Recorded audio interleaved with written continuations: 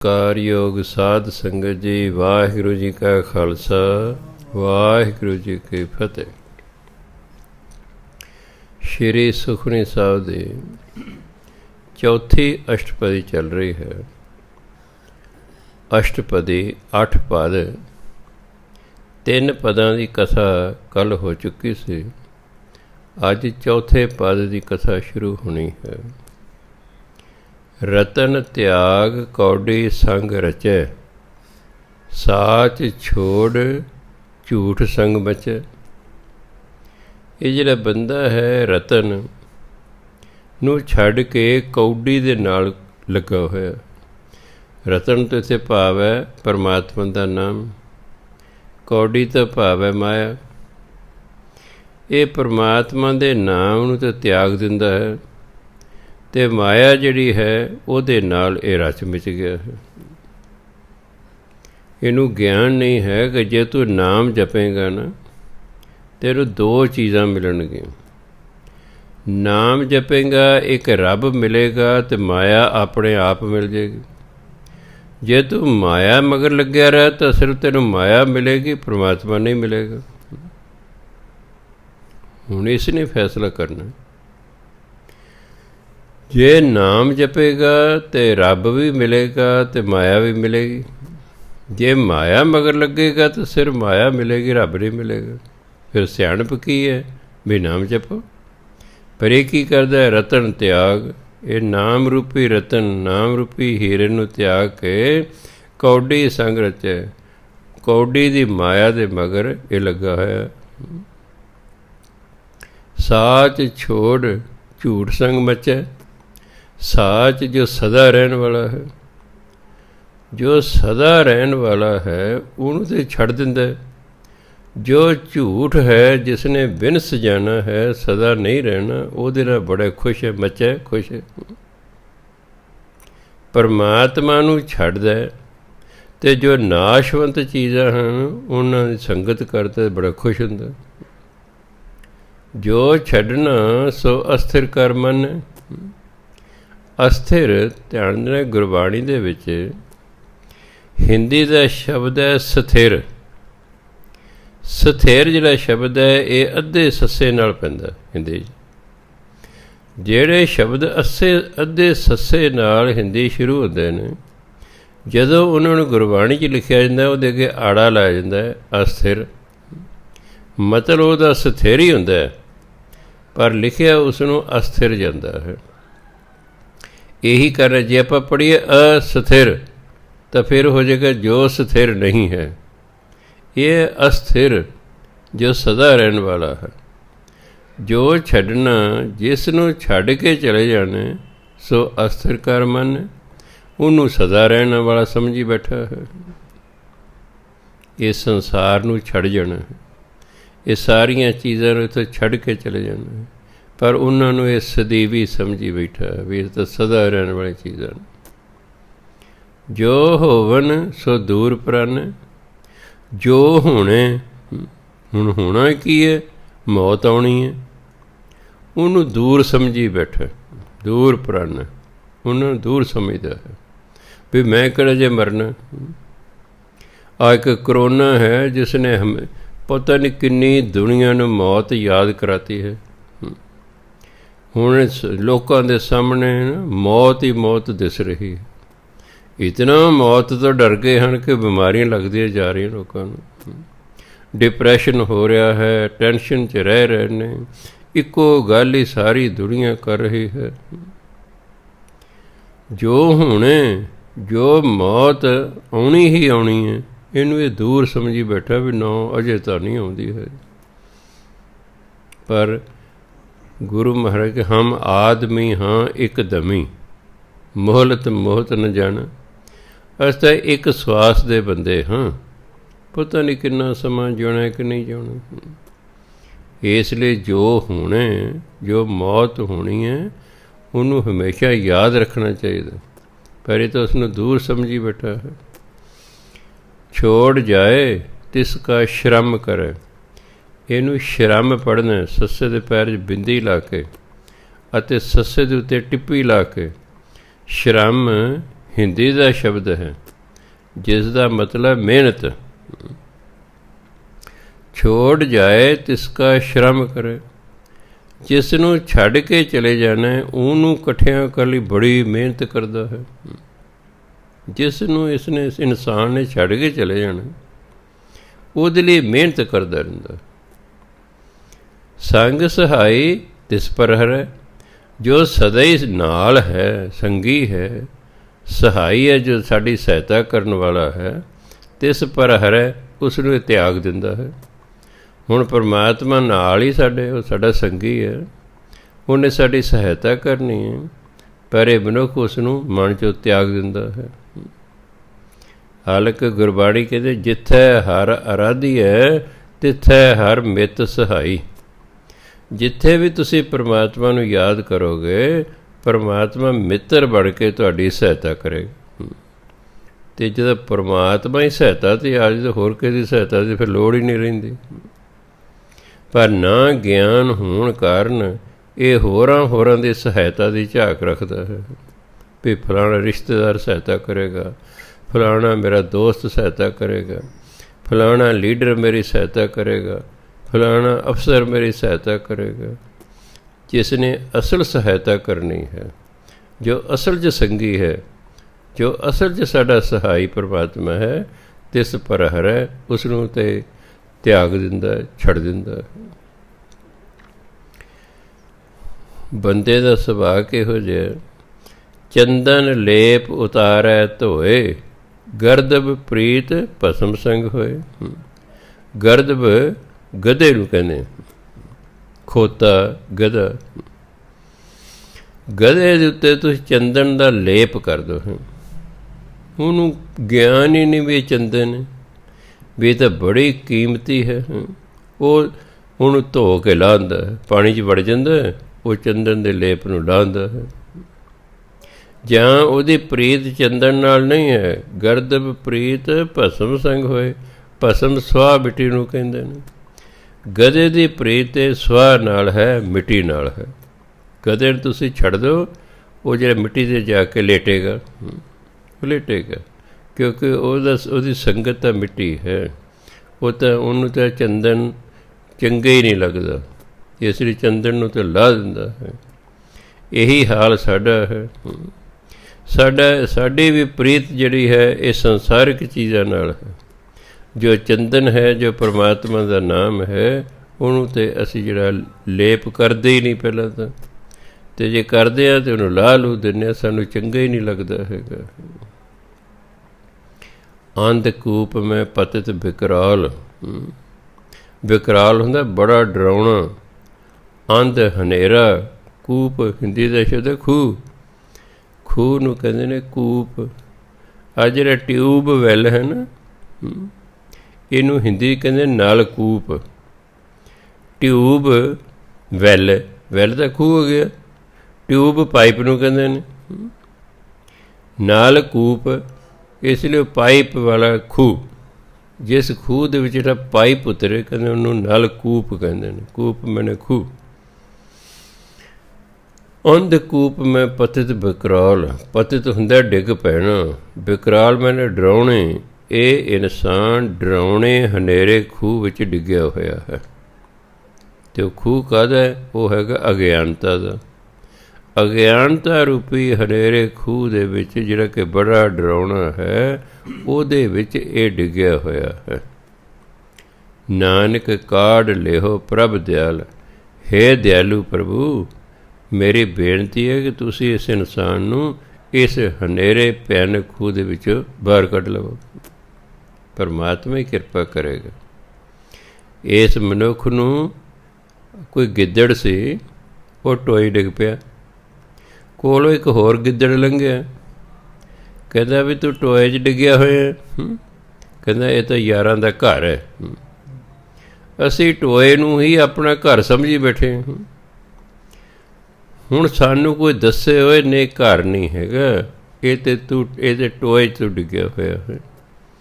ਜੇ ਉਹਨੂੰ ਸੋਝੀ ਆ ਵੀ ਜਾਵੇ, ਉਹ ਟੋਏ 'ਚੋਂ ਆਪ ਨਹੀਂ ਨਿਕਲ ਸਕਦਾ। ਇਹ ਖਿਆਲ ਰੱਖਣਾ।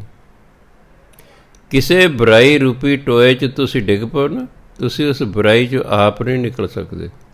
ਤੁਹਾਨੂੰ ਕੋਈ ਕੱਢੇਗਾ, ਤੁਹਾਨੂੰ ਕੋਈ ਸਮਝਾਏਗਾ, ਤੁਹਾਨੂੰ ਕੁਸੰਗਤ ਜਿਵੇਂ ਕੱਢ ਕੇ ਸਤ ਸੰਗਤ 'ਚ ਲਿਆਵੇਗਾ। ਜਦੋਂ ਕਿਸੇ ਨੂੰ ਆਪਾਂ ਸਤ ਸੰਗਤ 'ਚ ਲੈ ਆਉਂਦੇ ਨਾ, ਸਮਝੋ ਅਸੀਂ ਉਸ ਨੂੰ ਬੁਰਾਈ ਰੂਪੀ ਟੋਏ ਦੇ ਵਿੱਚ ਉਹਨੂੰ ਅਸੀਂ ਬਾਹਰ ਕੱਢਦਾ ਹੈ। ਆਖਰ ਤੁਸੀਂ ਜਦੋਂ ਪਹਿਲੀ ਵਾਰੀ ਸਤ ਸੰਗਤ ਕਰਨ ਆਏ, ਤੁਹਾਨੂੰ ਹਰ ਕੋਈ ਲੈ ਕੇ ਆਇਆ ਜਾਂ ਕਿਸੇ ਨੇ ਤੁਹਾਨੂੰ ਦੱਸ ਪਾਈ। ਇਸੇ ਤਰ੍ਹਾਂ ਹੀ ਇਹ ਬੁਰਾਈਆਂ ਰੂਪੀ ਟੋਏ 'ਚੋਂ ਬਾਹਰ ਨਿਕਲਣ ਲਈ ਵੀ ਸਾਨੂੰ ਕੋਈ ਗਾਈਡ ਕਰਦਾ ਹੈ, ਸਾਡੀ ਕੋਈ ਸਹਾਇਤਾ ਕਰਦਾ ਹੈ। ਅਤੇ ਫਿਰ ਗੁਰੂ ਮਹਾਰਾਜ ਪਰਮਾਤਮਾ ਨੂੰ ਕਹਿੰਦੇ, ਪਰਮਾਤਮਾ ਤੂੰ ਤਾਂ ਦਿਆਲੂ ਹੈ, ਆਪਾਂ ਨੂੰ ਤਾਂ ਕਈ ਵਾਰੀ ਦਇਆ ਨਹੀਂ ਆਉਂਦੀ, ਬਸ ਦਫਾ ਹੋਵੇ ਲੱਗਾ ਰਹੇ, ਆਪਾਂ ਨੇ ਕੀ ਲੈਣਾ। ਅਤੇ ਆਪਣੀ ਕੋਈ ਮੰਨਦਾ ਵੀ ਨਹੀਂ ਛੇਤੀ ਛੇਤੀ। ਜੇ ਕਿਸੇ ਨੂੰ ਕਹੋ ਭਾਈ ਇਹ ਸ਼ਰਾਬ ਨਾ ਪੀਆ ਕਰੋ, ਜੀ ਬਾਬਾ ਜੀ ਅਸੀਂ ਤੁਹਾਡੇ ਪੈਸੇ ਦੇ ਤਾਂ ਨਹੀਂ ਪੀਂਦੇ। ਘਰ ਵਾਲੀ ਕਹਿੰਦੀ ਹੈ ਭਾਈ ਤੂੰ ਸ਼ਰਾਬ ਨਾ ਪੀ ਕਰ, ਕਿਉਂ ਮੈਂ ਤੇਰੇ ਪੈਸੇ ਨਹੀਂ ਪੀਣਾ, ਮੈਂ ਆਪਣੀ ਤਨਖਾਹ 'ਚੋਂ ਪੀਣਾ। ਅੱਗੋਂ ਇਹ ਕਹਿੰਦਾ, ਅੱਗੋਂ ਇਸ ਤਰ੍ਹਾਂ ਕਹਿੰਦਾ ਹੈ। ਇਹ ਮਨੁੱਖ ਨੂੰ ਬੁਰਾਈਆਂ ਚੰਗੀਆਂ ਲੱਗਦੀਆਂ, ਇਹ ਬੁਰਾਈ ਨੂੰ ਛੱਡਣ ਲਈ ਤਿਆਰ ਨਹੀਂ ਹੁੰਦਾ। ਇਹ ਤਾਂ ਪਰਮਾਤਮਾ ਹੀ ਕਿਰਪਾ ਕਰੇ, ਫਿਰ ਇਸ ਨੂੰ ਇਹ ਅਗਿਆਨਤਾ ਰੂਪੀ ਬੁਰਾਈਆਂ ਦੇ ਖੂਹ ਦੇ ਵਿੱਚ ਬਾਹਰ ਕੱਢਦਾ ਹੈ। ਇਸ ਲਈ ਗੁਰੂ ਬਾਰੇ ਪਰਮਾਤਮਾ ਨੇ ਬੇਨਤੀ ਕੀਤੀ ਹੈ ਭਈ ਸੱਚੇ ਪਾਤਸ਼ਾਹ ਤੁਸੀਂ ਹੀ ਕਿਰਪਾ ਕਰੋ। ਫਿਰ ਪਰਮਾਤਮਾ ਕੀ ਕਰਦਾ, ਉਹ ਸਾਨੂੰ ਸਤ ਸੰਗਤ ਵੇਲੇ ਹੁੰਦਾ ਹੈ।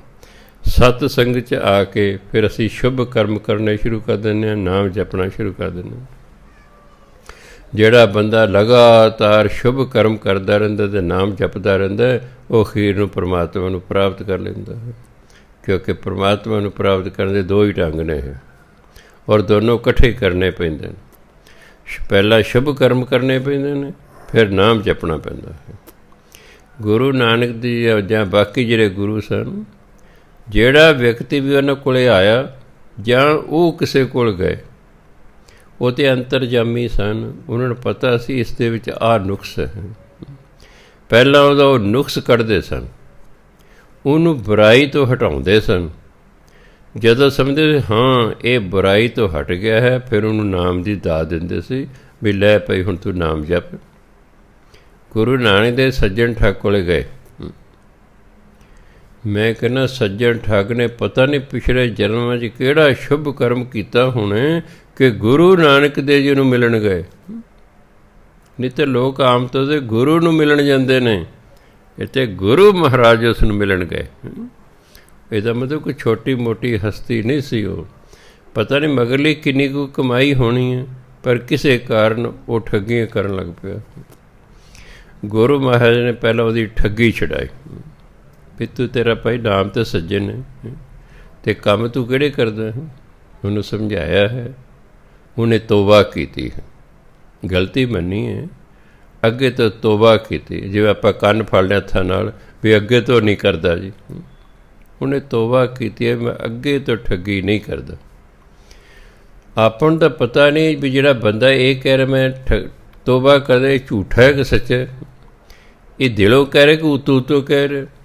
ਪਰ ਗੁਰੂ ਮਹਾਰਾਜ ਤਾਂ ਅੰਤਰਜਾਮੀ ਹੁੰਦੇ, ਉਹਨੂੰ ਤਾਂ ਪਤਾ ਹੁੰਦਾ ਵੀ ਇਹ ਦਿਲੋਂ ਕਹਿ ਰਿਹਾ। ਫਿਰ ਉਸਨੂੰ ਨਾਮ ਦੀ ਦਾਤ ਦਿੱਤੀ।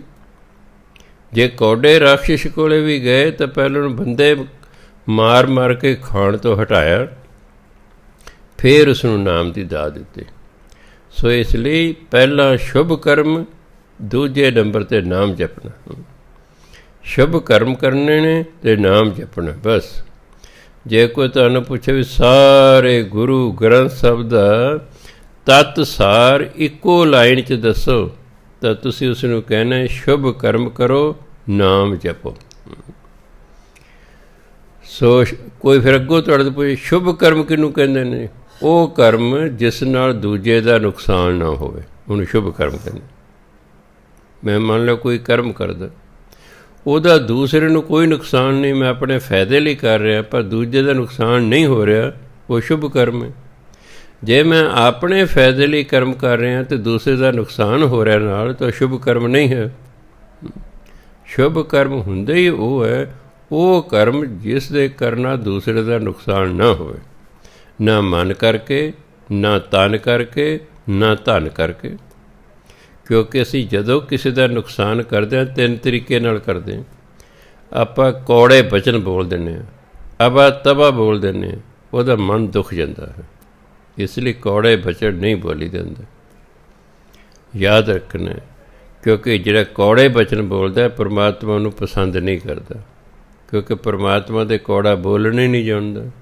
ਕੌੜਾ ਬੋਲਣਾ ਜਾਣੈ ਪੂਰਨ ਭਗਵਾਨ, ਉਹ ਤਾਂ ਕੌੜਾ ਬੋਲਣ ਹੀ ਜਾਣਦਾ। ਅਤੇ ਜਿਹੜਾ ਫਿਰ ਕੌੜਾ ਬੋਲਦਾ ਹੈ ਪਰਮਾਤਮਾ ਉਹਨੂੰ ਪਸੰਦ ਨਹੀਂ ਕਰਦਾ। ਅਤੇ ਜੇ ਭਾਈ ਪਰਮਾਤਮਾ ਹੀ ਪਸੰਦ ਨਹੀਂ ਕਰੇਗਾ ਤਾਂ ਫਿਰ ਸਾਡੀ ਭਜਨ ਬੰਦਗੀ ਕਿਹੜੇ ਲੇਖੇ ਲੱਗੇਗੀ। ਤਾਂ ਤੀਰਥ ਨਹਾਵਾਂ ਜੇ ਤਿਸ ਭਾਵਾਂ, ਜੇ ਮੈਂ ਪਰਮਾਤਮਾ ਨੂੰ ਚੰਗਾ ਲੱਗਾ ਤਾਂ ਹੀ ਤੀਰਥ ਨਹਾਉਣ ਦਾ ਫਾਇਦਾ। ਜੇ ਮੇਰੇ ਤੀਰਥ ਨਹਾਉਣ ਨਾਲ ਮੈਂ ਪਰਮਾਤਮਾ ਨੂੰ ਚੰਗਾ ਹੀ ਨਹੀਂ ਲੱਗਦਾ, ਫਿਰ ਉਹ ਤੀਰਥ ਨਹਾਉਣ ਦਾ ਕਿਆ ਫਾਇਦਾ ਹੈ। ਸਾਡਾ ਕਰਮ ਜਦੋਂ ਸ਼ੁਭ ਹੋਵੇਗਾ ਉਹ ਪਰਮਾਤਮਾ ਨੂੰ ਚੰਗਾ ਲੱਗੇਗਾ, ਪਰਮਾਤਮਾ ਖੁਸ਼ ਹੋਏਗਾ। ਇਸ ਲਈ ਸ਼ੁਭ ਕਰਮ ਕਰਨੇ ਨੇ ਅਤੇ ਨਾਮ ਜਪਣਾ। ਅੱਗੇ ਗੁਰੂ ਮਹਾਰਾਜ ਕਹਿੰਦੇ ਕਰਤੂਤ ਪਸ਼ੂ ਕੀ ਮਾਨਸ ਜਾਤ। ਇੱਕ ਹਿੰਦੀ ਦਾ ਸ਼ਬਦ ਹੈ, ਗੁਰਬਾਣੀ 'ਚ ਹੁੰਦਾ ਪੱਪਾ ਸੱਸੇ ਨੂੰ ਔਂਕੜ, ਉਹ ਹੈ ਪਸ਼ੂ, ਉਹ ਪੁਰਾਤਨ ਹਿੰਦੀ ਹੈ, ਮਤਲਬ ਉਹਦਾ ਵੀ ਪਸ਼ੂ ਹੀ ਹੈ। ਆ ਜਿਹੜਾ ਪਸ਼ੂ ਸ਼ਬਦ ਹੈ, ਪੱਪਾ ਸੱਸੇ ਨੂੰ ਦਲੈਂਕੜ ਪੈਰ 'ਚ ਬਿੰਦੀ ਲਾ ਕੇ ਬੋਲਣਾ ਪਸ਼ੂ, ਇਹ ਪੰਜਾਬੀ ਦਾ ਵੀ ਹੈ, ਇਹ ਅੱਜ ਦੀ ਹਿੰਦੀ ਦਾ ਵੀ ਹੈ, ਇਹ ਸੰਸਕ੍ਰਿਤ ਦਾ ਵੀ ਹੈ। ਸੋ ਜੇ ਤਾਂ ਸੱਸੇ ਨੂੰ ਔਂਕੜ ਸਿਰਫ ਲੱਗਾ ਫਿਰ ਬੋਲਣਾ ਪਸ਼ੂ, ਫਿਰ ਬਿੰਦੀ ਨਹੀਂ ਲਾਉਣੀ, ਫਿਰ ਪਸ਼ੂ ਨਹੀਂ ਕਹਿਣਾ, ਫਿਰ ਪਸ਼ੂ ਕਹਿਣਾ। ਜੇ ਦਲੈਂਕੜ ਲੱਗੇ ਹੋਏ ਨੇ ਫਿਰ ਬਿੰਦੀ ਲਾ ਕੇ ਬੋਲਣਾ ਪਸ਼ੂ। ਕਰਤੂਤ ਪਸ਼ੂ ਕੀ ਮਾਨਸ ਜਾਤ। ਜਾਤ ਤਾਂ ਮਨੁੱਖ ਹੈ, ਦੇਖਣ ਨੂੰ ਤਾਂ ਮਨੁੱਖ ਹੈ, ਪਰ ਕੰਮ ਡੰਗਰ ਵਾਲੇ ਕਰਦਾ ਹੈ। ਕਰਤੂਤ ਬਣੇ ਕੰਮ। ਪੁਰਾਣੇ ਜ਼ਮਾਨੇ 'ਚ ਜੋ ਗੁਰਬਾਣੀ 'ਚ ਕਰਤੂਤ ਸ਼ਬਦ ਆਉਂਦਾ ਹੈ ਉਹ ਸ਼ੁਭ ਕਰਮ ਲਈ ਹੈ। ਬਿਨ ਕਰਤੂਤੀ ਮੁਕਤ ਨਾ ਪਾਈਐ, ਚੰਗੇ ਕੰਮਾਂ ਤੋਂ ਬਿਨਾਂ ਮੁਕਤੀ ਨਹੀਂ ਮਿਲਦੀ। ਅੱਜ ਕਰਤੂਤ ਬੈਡ ਸਾਇੰਸ 'ਚ ਹੋ ਗਿਆ, ਮੈਂ ਜਾਣਦਾ ਤੇਰੀਆਂ ਕਰਤੂਤਾਂ। ਅੱਜ ਇਹੀ ਸ਼ਬਦ ਬੈਡ ਸਾਇੰਸ 'ਚ ਹੋ ਗਿਆ। ਜਿਵੇਂ ਪੰਚਮ ਪਾਤਸ਼ਾਹ ਵਾਲੇ ਕਹਿੰਦੇ ਜੋ ਦੀਸੈ ਗੁਰ ਸਿੱਖੜਾ ਤਿਸ ਨਿਵ ਨਿਵ ਲਾਗੋਂ ਪਾਏ ਜੀਓ। ਜਿਹੜਾ ਮੈਨੂੰ ਗੁਰ ਸਿੱਖੜਾ ਦੇਖਦਾ ਮੈਂ ਝੁਕ ਝੁਕ ਕੇ ਉਹਦੇ ਪੈਰੀਂ ਲੱਗਦਾ। ਅੱਜ ਕਿਸੇ ਨੂੰ ਸਿੱਖੜਾ ਕਹਿ ਦਿਓ, ਆਪ ਵੀ ਸਿੱਖੜਿਆ, ਉਹ ਧੌਣ ਫੜ ਲੇਗਾ, ਤੇਰੇ ਬੋਲਣ ਦਾ ਚੱਜ ਨਹੀਂ, ਮੈਨੂੰ ਤੂੰ ਸਿੱਖੜਾ ਕਹਿਣਾ। ਉਸ ਵੇਲੇ ਸਿੱਖੜਾ ਦਾ ਮਤਲਬ ਸੀ ਪਿਆਰਾ ਸਿੱਖ। ਸੋ ਸਮਾਂ ਪਾ ਕੇ ਕਈ ਵਾਰੀ ਸ਼ਬਦਾਂ ਦੇ ਅਰਥ ਬਦਲ ਜਾਂਦੇ ਹਨ। ਇੱਥੇ ਕਰਤੂਤ ਦਾ ਭਾਵ ਹੈ ਕੰਮ। ਹੈ ਤਾਂ ਬੰਦਾ, ਹੈ ਤਾਂ ਮਾਨਸ, ਪਰ ਕੰਮ ਪਸ਼ੂ ਵਾਲੇ ਕਰਦਾ ਹੈ। ਪਸ਼ੂ ਨੂੰ ਕੋਈ ਸੋਝੀ ਨਹੀਂ ਕਿ ਜੋ ਕਰ ਰਿਹਾ ਉਹ ਠੀਕ ਕਰ ਰਿਹਾ ਕਿ ਗਲਤ ਕਰ ਰਿਹਾ, ਉਹਨੂੰ ਕੋਈ ਸੋਝੀ ਨਹੀਂ। ਸੋਝੀ ਤਾਂ ਸਿਰਫ ਪਰਮਾਤਮਾ ਨੇ ਬੰਦੇ ਨੂੰ ਹੀ ਦਿੱਤੀ ਹੋਈ ਹੈ, ਬਾਕੀ ਨੂੰ ਕੋਈ ਸੋਝੀ ਨਹੀਂ ਦਿੱਤੀ ਹੋਈ। ਇਸ ਲਈ ਡੰਗਰ ਨੂੰ ਕੋਈ ਸੋਝੀ ਹੀ ਨਹੀਂ ਹੈ। ਦੇਖਣ ਨੂੰ ਇਹ ਬੰਦਾ ਪਰ ਕੰਮ ਇਹਦੇ ਪਸ਼ੂ ਵਾਲੇ ਨੇ। ਲੋਕ ਵਿਚਾਰਾ ਕਰੇ ਦਿਨ ਰਾਤ, ਇਹ ਦਿਨ ਰਾਤ ਲੋਕਾਂ ਨੂੰ ਖੁਸ਼ ਕਰਨ 'ਤੇ ਲੱਗਿਆ ਹੋਇਆ ਹੈ। ਲੋਕ ਵਿਚਾਰਾ ਕਰਦਾ ਹੈ, ਲੋਕ ਵਿਖਾਵਾ ਕਰਦਾ ਹੈ ਵੀ ਲੋਕ ਖੁਸ਼ ਹੋ ਜਾਣ। ਕੰਮ ਡੰਗਰ ਵਾਲੇ ਨੇ ਅਤੇ ਐਂ ਸਮਝਦਾ ਲੋਕ ਕਿੰਨੇ ਕੰਮ ਨਾਲ ਖੁਸ਼ ਹੋ ਜਾਣਗੇ। ਬਾਹਰ ਭੇਖ ਅੰਤਰ ਮਲ ਮਾਇਆ। ਬਾਹਰ ਤਾਂ ਸਾਧੂ ਵਾਲਾ ਭੇਖ ਹੈ, ਕਿਸੇ ਨੇ ਬਿਲਕੁਲ ਚਿੱਟੇ ਕੱਪੜੇ ਪਾਏ ਨੇ, ਚੋਲਾ ਪਾਇਆ ਹੋਇਆ, ਗੋਲ ਪੱਗ ਬੰਨੀ ਹੋਈ ਹੈ, ਦੇਖਣ ਨੂੰ ਸੰਤ ਮਹਾਤਮਾ। ਕਿਸੇ ਨੇ ਜੋਗੀਆ ਰੰਗ ਦੇ ਕੱਪੜੇ ਪਾਏ ਨੇ, ਅਗਲਾ ਕਹਿੰਦਾ ਇਹ ਭਾਈ ਜੋਗੀ ਹੈ ਕੋਈ। ਬਾਹਰੋਂ ਜਿਹੜਾ ਭੇਖ ਹੈ ਇਹ ਤਾਂ ਸਾਧੂਆਂ ਵਾਲਾ ਹੈ।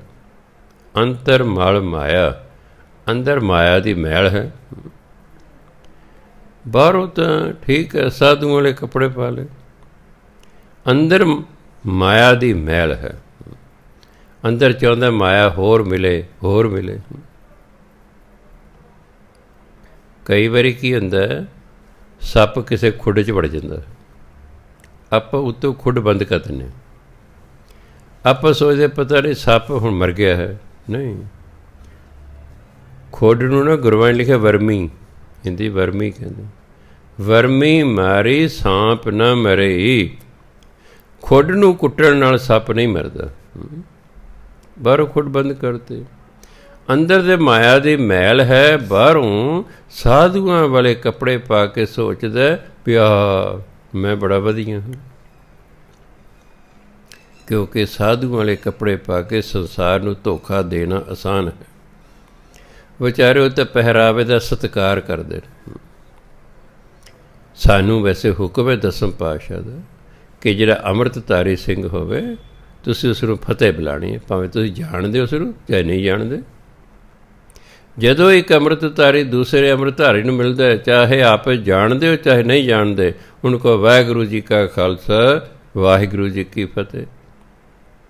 ਹੁਣ ਆਪਾਂ ਨੂੰ ਕੋਈ ਪਤਾ ਨਹੀਂ ਕਿ ਉਹਦੀ ਰਹਿਤ ਬਹਿਤ ਠੀਕ ਹੈ ਕਿ ਨਹੀਂ, ਪਰ ਉਹਦਾ ਪਹਿਰਾਵਾ ਜਿਹੜਾ ਹੈ ਗੁਰਮੁਖਾਂ ਵਾਲਾ ਹੈ। ਇਸ ਲਈ ਬਾਹਰੋਂ ਤਾਂ ਪਹਿਰਾਵਾ ਸਾਧੂਆਂ ਵਾਲਾ ਹੈ, ਪਰ ਅੰਦਰ ਮਾਇਆ ਦੀ ਮੈਲ ਲੱਗੀ ਹੋਈ ਹੈ। ਛਪਸ ਨਾਹੀਂ ਕਛੁ ਕਰੈ ਛਪਾਇਆ। ਭਾਵੇਂ ਮਾਇਆ ਦੀ ਮੈਲ ਨੂੰ ਛਪਾਉਣ ਲਈ ਜੋ ਮਰਜ਼ੀ ਪਿਆ ਕਰੇ, ਇਹ ਛਿਪਦੀ ਨਹੀਂ। ਇੱਕ ਦੇ ਲੋਕਾਂ ਨੂੰ ਪਤਾ ਲੱਗ ਜਾਣਾ ਇਹ ਤਾਂ ਭੇਖੀ ਸਾਧੂ ਹੈ, ਇਹ ਅਸਲੀ ਸਾਧੂ ਨਹੀਂ ਹੈ, ਇਹ ਭੇਖੀ ਸਾਧੂ ਹੈ। ਕੁਝ ਸਮੇਂ ਲਈ ਤਾਂ ਲੋਕਾਂ ਨੂੰ ਧੋਖਾ ਦਿੱਤਾ ਜਾ ਸਕਦਾ, ਪਰ ਹਮੇਸ਼ਾ ਲਈ ਧੋਖਾ ਨਹੀਂ ਦਿੱਤਾ ਜਾ ਸਕਦਾ। ਕਿਉਂਕਿ ਜੋ ਸਾਡੇ ਅੰਦਰ ਹੈ ਉਸਨੇ ਇੱਕ ਦਿਨ ਬਾਹਰ ਆ ਜਾਣਾ ਹੈ। ਬਹੁਤੀ ਦੇਰ ਛੁਪਾਇਆ ਕੋਈ ਨੁਕਸ ਛਿਪਿਆ ਨਹੀਂ ਕਰਿਆ ਕਰਦਾ। ਬਾਹਰ ਗਿਆਨ ਧਿਆਨ ਇਸ਼ਨਾਨ, ਬਾਹਰੋਂ ਗਿਆਨ ਦੀਆਂ ਗੱਲਾਂ ਕਰਦਾ ਹੈ, ਰੱਬ ਨਾਲ ਧਿਆਨ ਜੋੜਨ ਦੀਆਂ ਗੱਲਾਂ ਕਰਦਾ ਹੈ, ਇਸ਼ਨਾਨ ਦੀਆਂ ਗੱਲਾਂ ਕਰਦਾ ਹੈ। ਇਸ਼ਨਾਨ ਕਰਨਾ ਚਾਹੀਦਾ ਜੀ, ਤੀਰਥ ਇਸ਼ਨਾਨ ਕਰਨਾ ਚਾਹੀਦਾ ਹੈ ਜੀ, ਬਾਹਰੋਂ ਤੈਅ ਗੱਲਾਂ ਕਰਦਾ। ਅੰਤਰ ਵਿਆਪੈ ਲੋਭ ਸਵਾਨ। ਸਵਾਨ ਕਹਿੰਦੇ ਕੁੱਤਾ, ਕੁੱਤੇ ਨੂੰ ਲਾਲਚੀ ਕਿਹਾ ਗਿਆ। ਬਿੱਲੀ ਨੂੰ ਜਾਂ ਹੋਰ ਕਿਸੇ ਡੰਗਰ ਨੂੰ ਲਾਲਚੀ ਨਹੀਂ ਗਿਣਿਆ ਗਿਆ, ਤਾਂ ਕਿ ਗਰੀਡੀ ਡੌਗ। ਕਹਾਣੀ ਗਰੀਡੀ ਕੈਟ ਦੀ ਨਹੀਂ ਹੈ, ਗਰੀਡੀ ਰੈਟ ਦੀ ਨਹੀਂ ਹੈ, ਗਰੀਡੀ ਡੌਗ ਦੀ ਹੈ। ਆਪਨੇ ਸਾਰਿਆਂ ਨੇ ਕਹਾਣੀ ਪੜ੍ਹੀ ਹੋਈ ਹੈ ਵੀ ਇੱਕ ਕੁੱਤੇ ਨੂੰ ਰੋਟੀ ਮਿਲ ਗਈ ਕਿਤੋਂ, ਉਹਨੇ ਕਿਹਾ ਮੈਂ ਥੋੜ੍ਹੀ ਦੂਰ ਜਾ ਕੇ ਖਾਣਾ, ਕੋਈ ਮੈਂ ਤੋਂ ਖੋਹ ਨਾ ਲਵੇ। ਉਹ ਤੁਰਿਆ ਜਾ ਰਿਹਾ, ਰਾਜ ਨਹਿਰ ਆ ਗਈ ਹੈ। ਨਹਿਰ ਜਿਹੜਾ ਪੁਲ ਸੀ ਉਹ ਆਲੇ ਦੁਆਲੇ ਕੰਧ ਨਹੀਂ ਸੀ, ਪੁਲ 'ਤੇ ਤੁਰਿਆ ਜਾ ਰਿਹਾ, ਉਹਨੂੰ ਆਪਣਾ ਹੀ ਪਰਛਾਵਾਂ ਪਾਣੀ 'ਚ ਦਿਸਿਆ। ਹੁਣ ਦੇਖੇ ਇੱਕ ਕੁੱਤਾ ਪਾਣੀ 'ਚ ਜਾ ਰਿਹਾ, ਉਹਦੇ ਕੋਲ ਰੋਟੀ ਹੈ। ਹੁਣ ਜੇ ਤਾਂ ਹੁੰਦਾ ਸਿਆਣਾ ਵੀ ਮੇਰੇ ਕੋਲ ਵੀ ਇੱਕ ਰੋਟੀ ਹੈ, ਜਿਹੜਾ ਪਾਣੀ 'ਚ ਕੁੱਤਾ ਜਾ ਰਿਹਾ ਉਹਦੇ ਕੋਲ ਵੀ ਇੱਕ ਰੋਟੀ ਹੈ, ਚਲੋ ਮੈਂ ਆਪਣੀ ਖਾ ਲਾਂ, ਉਹ ਆਪਣੀ ਖਾ ਲੈ। ਹਾਂ, ਜਾਂ ਇਹਦੇ ਕੋਲ ਇੱਕ ਹੁੰਦੀ ਉਹਦੇ ਕੋਲ 3-4 ਹੁੰਦੀਆਂ, ਫਿਰ ਤਾਂ ਸੀ ਇੱਕ ਅੱਧੀ ਮੈਂ ਇਸ ਤੋਂ ਲੈ ਲਾਂ। ਵੀ ਤੇਰੇ ਕੋਲ ਵੀ ਇੱਕ ਅਤੇ ਉਸ ਕੁੱਤੇ ਕੋਲ ਵੀ ਇੱਕ, ਅਤੇ ਫਿਰ ਆਪਣੀ ਆਪਣੀ ਖਾ ਲਓ। ਨਹੀਂ, ਲਾਲਚ ਇਹਦੀ ਵੀ ਖੋਹ ਲਾ। ਅਤੇ ਕਿਸੇ ਤੋਂ ਖੋਹਣ ਲਈ ਫਿਰ ਬੰਦਾ ਡਰਾਉਂਦਾ ਉਸ ਨੂੰ, ਅਤੇ ਕੁੱਤਾ ਜਦੋਂ ਕਿਸੇ ਨੂੰ ਡਰਾਉਂਦਾ ਫਿਰ ਕੀ ਕਰਦਾ, ਭੌਂਕਦਾ। ਉਹ ਜਦੋਂ ਭੌਂਕਿਆ ਉਹਦੀ ਆਪਣੀ ਰੋਟੀ ਵੀ ਡਿੱਗ ਪਈ। ਇਸ ਲਈ ਕਿਹਾ greed is a curse, don't be greedy. ਲਾਲਚ ਨਾ ਕਰੋ। ਕਈ ਵਾਰੀ ਲਾਲਚ ਕਰਦਾ ਕਰਦਾ ਬੰਦਾ ਆਪਣਾ ਵੀ ਗੁਆ ਬਹਿੰਦਾ ਹੈ। ਆ ਪਿੱਛੇ ਜੇ ਆਇਆ ਸੀ, 80,000 ਰੁਪਏ ਰਿਸ਼ਵਤ ਲੈ ਰਿਹਾ ਸੀ, ਫੜਿਆ ਗਿਆ। ਹੁਣ ਪਤਾ ਹੀ ਨਹੀਂ ਪੁਲਿਸ ਵਾਲਿਆਂ ਨੂੰ ਅਤੇ ਵਕੀਲਾਂ ਨੂੰ ਕਿੰਨੇ ਪੈਸੇ ਦੇਣੇ ਪੈ ਜਾਣੇ, ਨਾਲ ਤਾਂ ਖਾਨਦਾਨ ਦੀ ਬਦਨਾਮੀ ਹੋਈ। ਫਿਰ ਕੱਪੜਾ ਕਾਲਾ ਜਿਹਾ ਮੂੰਹ 'ਤੇ ਲਿਆ ਹੁੰਦਾ ਵੀ ਪਤਾ ਨਾ ਲੱਗੇ ਲੋਕਾਂ ਨੂੰ ਵੀ ਭਲੇ ਮਾਨਸੋ ਹੇਠਾਂ ਨਾਮ 'ਤੇ ਛਾਪੀ ਗਿਆ, ਨਾਮ 'ਤੇ ਛਾਪੀ ਗਿਆ। ਫਿਰ ਕੱਪੜਾ ਕਾਲਾ ਕੱਪੜਾ ਲੈਣਾ। ਪਹਿਲਾਂ ਤਾਂ ਜਦੋਂ ਅਸੀਂ ਛੋਟੇ ਹੁੰਦੇ ਪੁਲਿਸ ਵਾਲੇ ਨਾ ਮੂੰਹ ਕਾਲਾ ਕਰਕੇ ਗਧੇ 'ਤੇ ਬਿਠਾ ਕੇ ਪਿੰਡ 'ਚ ਘੁਮਾਇਆ ਕਰਦੇ ਸੀ ਜਿਹੜਾ ਮਾੜੇ ਕੰਮ ਕਰਦਾ ਸੀ। ਹੁਣ ਚਲੋ ਕਾਨੂੰਨ ਹੋਰ ਤਰ੍ਹਾਂ ਦਾ ਹੋ ਗਿਆ ਹੈ। ਹੁਣ ਜੇ ਇੱਕ ਪੁਲਿਸ ਵਾਲੇ ਕਿਤੇ ਘੁਮਾ ਦੇਣ, ਉਲਟਾ ਉਹਨਾਂ 'ਤੇ ਮੁਕੱਦਮਾ ਚੱਲਦਾ ਹੈ। ਪਰ ਜਦੋਂ ਬੰਦਾ ਫੜਿਆ ਜਾਂਦਾ ਹੈ, ਜਿਵੇਂ ਇੱਕ ਮੈਨੇਜਰ ਸੀ, ਉਹਨੇ ਜਿਸ ਤਰੀਕ ਨੂੰ ਰਿਟਾਇਰ ਹੋਣਾ ਸੀ, ਇੱਕ ਜੱਟ ਉਹਦੇ ਕੋਲ ਆ ਗਿਆ ਜੀ ਮੈਨੂੰ ਟਰੈਕਟਰ ਲਈ ਕਰਜ਼ਾ ਚਾਹੀਦਾ। ਉਹ ਕਹਿੰਦਾ ਮੈਂ ਤਾਂ 50,000 ਲਾਂਗਾ। ਉਹ ਕਹਿੰਦਾ ਜੀ 50,000 ਤਾਂ ਕੋਈ ਨਹੀਂ ਹੈਗਾ, ਵੀ 30,000 ਤਾਂ ਮੈਂ ਦੇ ਸਕਦਾ। ਕਹਿੰਦਾ ਮੈਂ 5 ਵਜੇ ਰਿਟਾਇਰ ਹੋ ਜਾਣਾ, 4:45 ਵਜੇ ਤੱਕ ਪਹੁੰਚ ਜੇ ਤੂੰ 30,000 ਲੈ ਕੇ। ਉਹ ਅੱਗੇ ਜਿਹੜਾ ਹੈ ਵਿਜੀਲੈਂਸ ਵਾਲੇ ਕੋਲ ਚਲੇ ਗਏ, ਉਹਨਾਂ ਨਾਲ ਲੈ ਆਂਦਾ। ਉਹ ਜਦ ਮੈਨੇਜਰ ਨੂੰ 30,000 ਦਿੱਤਾ, ਵਿਜੀਲੈਂਸ ਵਾਲੇ ਹੱਥ ਪਾ ਲਿਆ, ਆਓ ਜੀ ਮੈਨੇਜਰ ਸਾਹਿਬ ਤੁਹਾਨੂੰ ਅੱਜ ਅਸੀਂ ਰਿਟਾਇਰ ਕਰਦੇ ਹਾਂ। ਕੀ ਰਹੀ ਸਕੇਲ 4 ਬੰਦਾ ਹੋਵੇ, ਐਡੀ ਉੱਚੀ ਪੋਸਟ 'ਤੇ ਹੋਵੇ, ਅਤੇ ਜਾਂਦਿਆਂ ਵਾਲੇ ਕਦੇ ਵੀ ਚਲੋ ਜਿਵੇਂ ਕਿ ਜਾਂਦੇ ਚੋਰ ਦੀ ਲੰਗੋਟੀ ਹੀ ਸਹੀ, ਉਹਨੇ ਕਿਹਾ ਲੰਗੋਟੀ ਹੀ ਸਹੀ, ਇਹ ਨਹੀਂ ਪਤਾ ਵੀ ਕਈ ਵਾਰੀ ਹੱਥ ਹੀ ਨਿਕਲ ਜਾਂਦਾ, ਪੂਛ ਅੜ ਜਾਂਦੀ ਹੈ।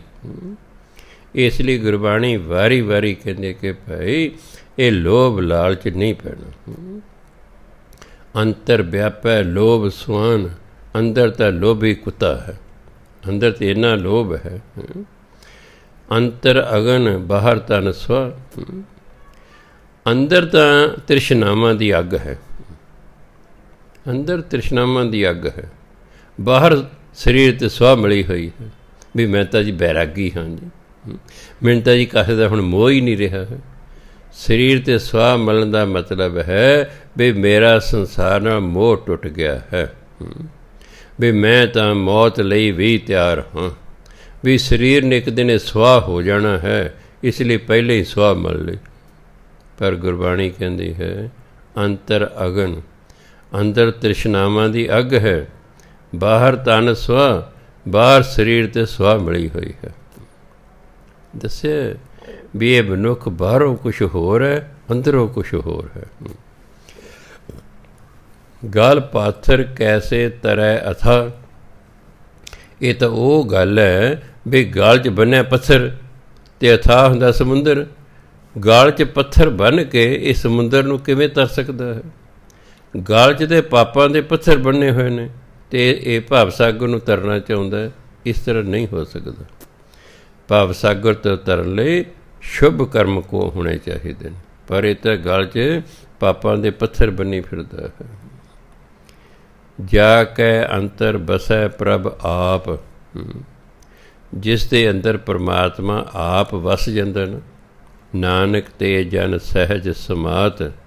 ਗੁਰੂ ਮਹਾਰਾਜ ਕਹਿੰਦੇ ਉਹ ਜਨ, ਉਹ ਪਰਮਾਤਮਾ ਦੇ ਸੇਵਕ ਭਗਤ ਸਹਿਜ ਸਮਾਤ, ਪਰਮਾਤਮਾ ਦੇ ਵਿੱਚ ਹੀ ਲੀਨ ਹੋ ਜਾਂਦੇ ਹਨ, ਉਹਦੇ ਵਿੱਚ ਹੀ ਸਮਾ ਜਾਂਦੇ ਹਨ, ਕਿਉਂਕਿ ਉਹਨਾਂ ਦੇ ਅੰਦਰ ਪਰਮਾਤਮਾ ਵਸ ਜਾਂਦਾ। ਉਹ ਨਾਮ ਜਪਦੇ ਰਹਿੰਦੇ ਨੇ, ਜਪਦੇ ਰਹਿੰਦੇ ਨੇ, ਜਪਦੇ ਰਹਿੰਦੇ ਨੇ, ਅਖੀਰ ਨੂੰ ਉਹ ਪਰਮਾਤਮਾ ਦਾ ਰੂਪ ਹੋ ਜਾਂਦੇ ਅਤੇ ਉਹਦੇ ਨਾਲ ਹੀ ਉਹ ਮਿਲ ਜਾਂਦੇ ਹਨ। ਇਸ ਲਈ ਭਾਈ ਪਰਮਾਤਮਾ ਸਾਡੇ ਹਿਰਦੇ ਕਦੋਂ ਵਸੇਗਾ? ਜਦੋਂ ਅਸੀਂ ਉੱਠਦੇ ਬੈਠਦੇ ਤੁਰਦੇ ਫਿਰਦੇ ਨਾਮ ਜਪੀ ਜਾਵਾਂਗੇ। ਇਹ ਨਾਮ ਦਾ ਹਿਰਦੇ 'ਚ ਵਸ ਜਾਣਾ ਹੀ ਪਰਮਾਤਮਾ ਦਾ ਵਸਣਾ ਹੈ।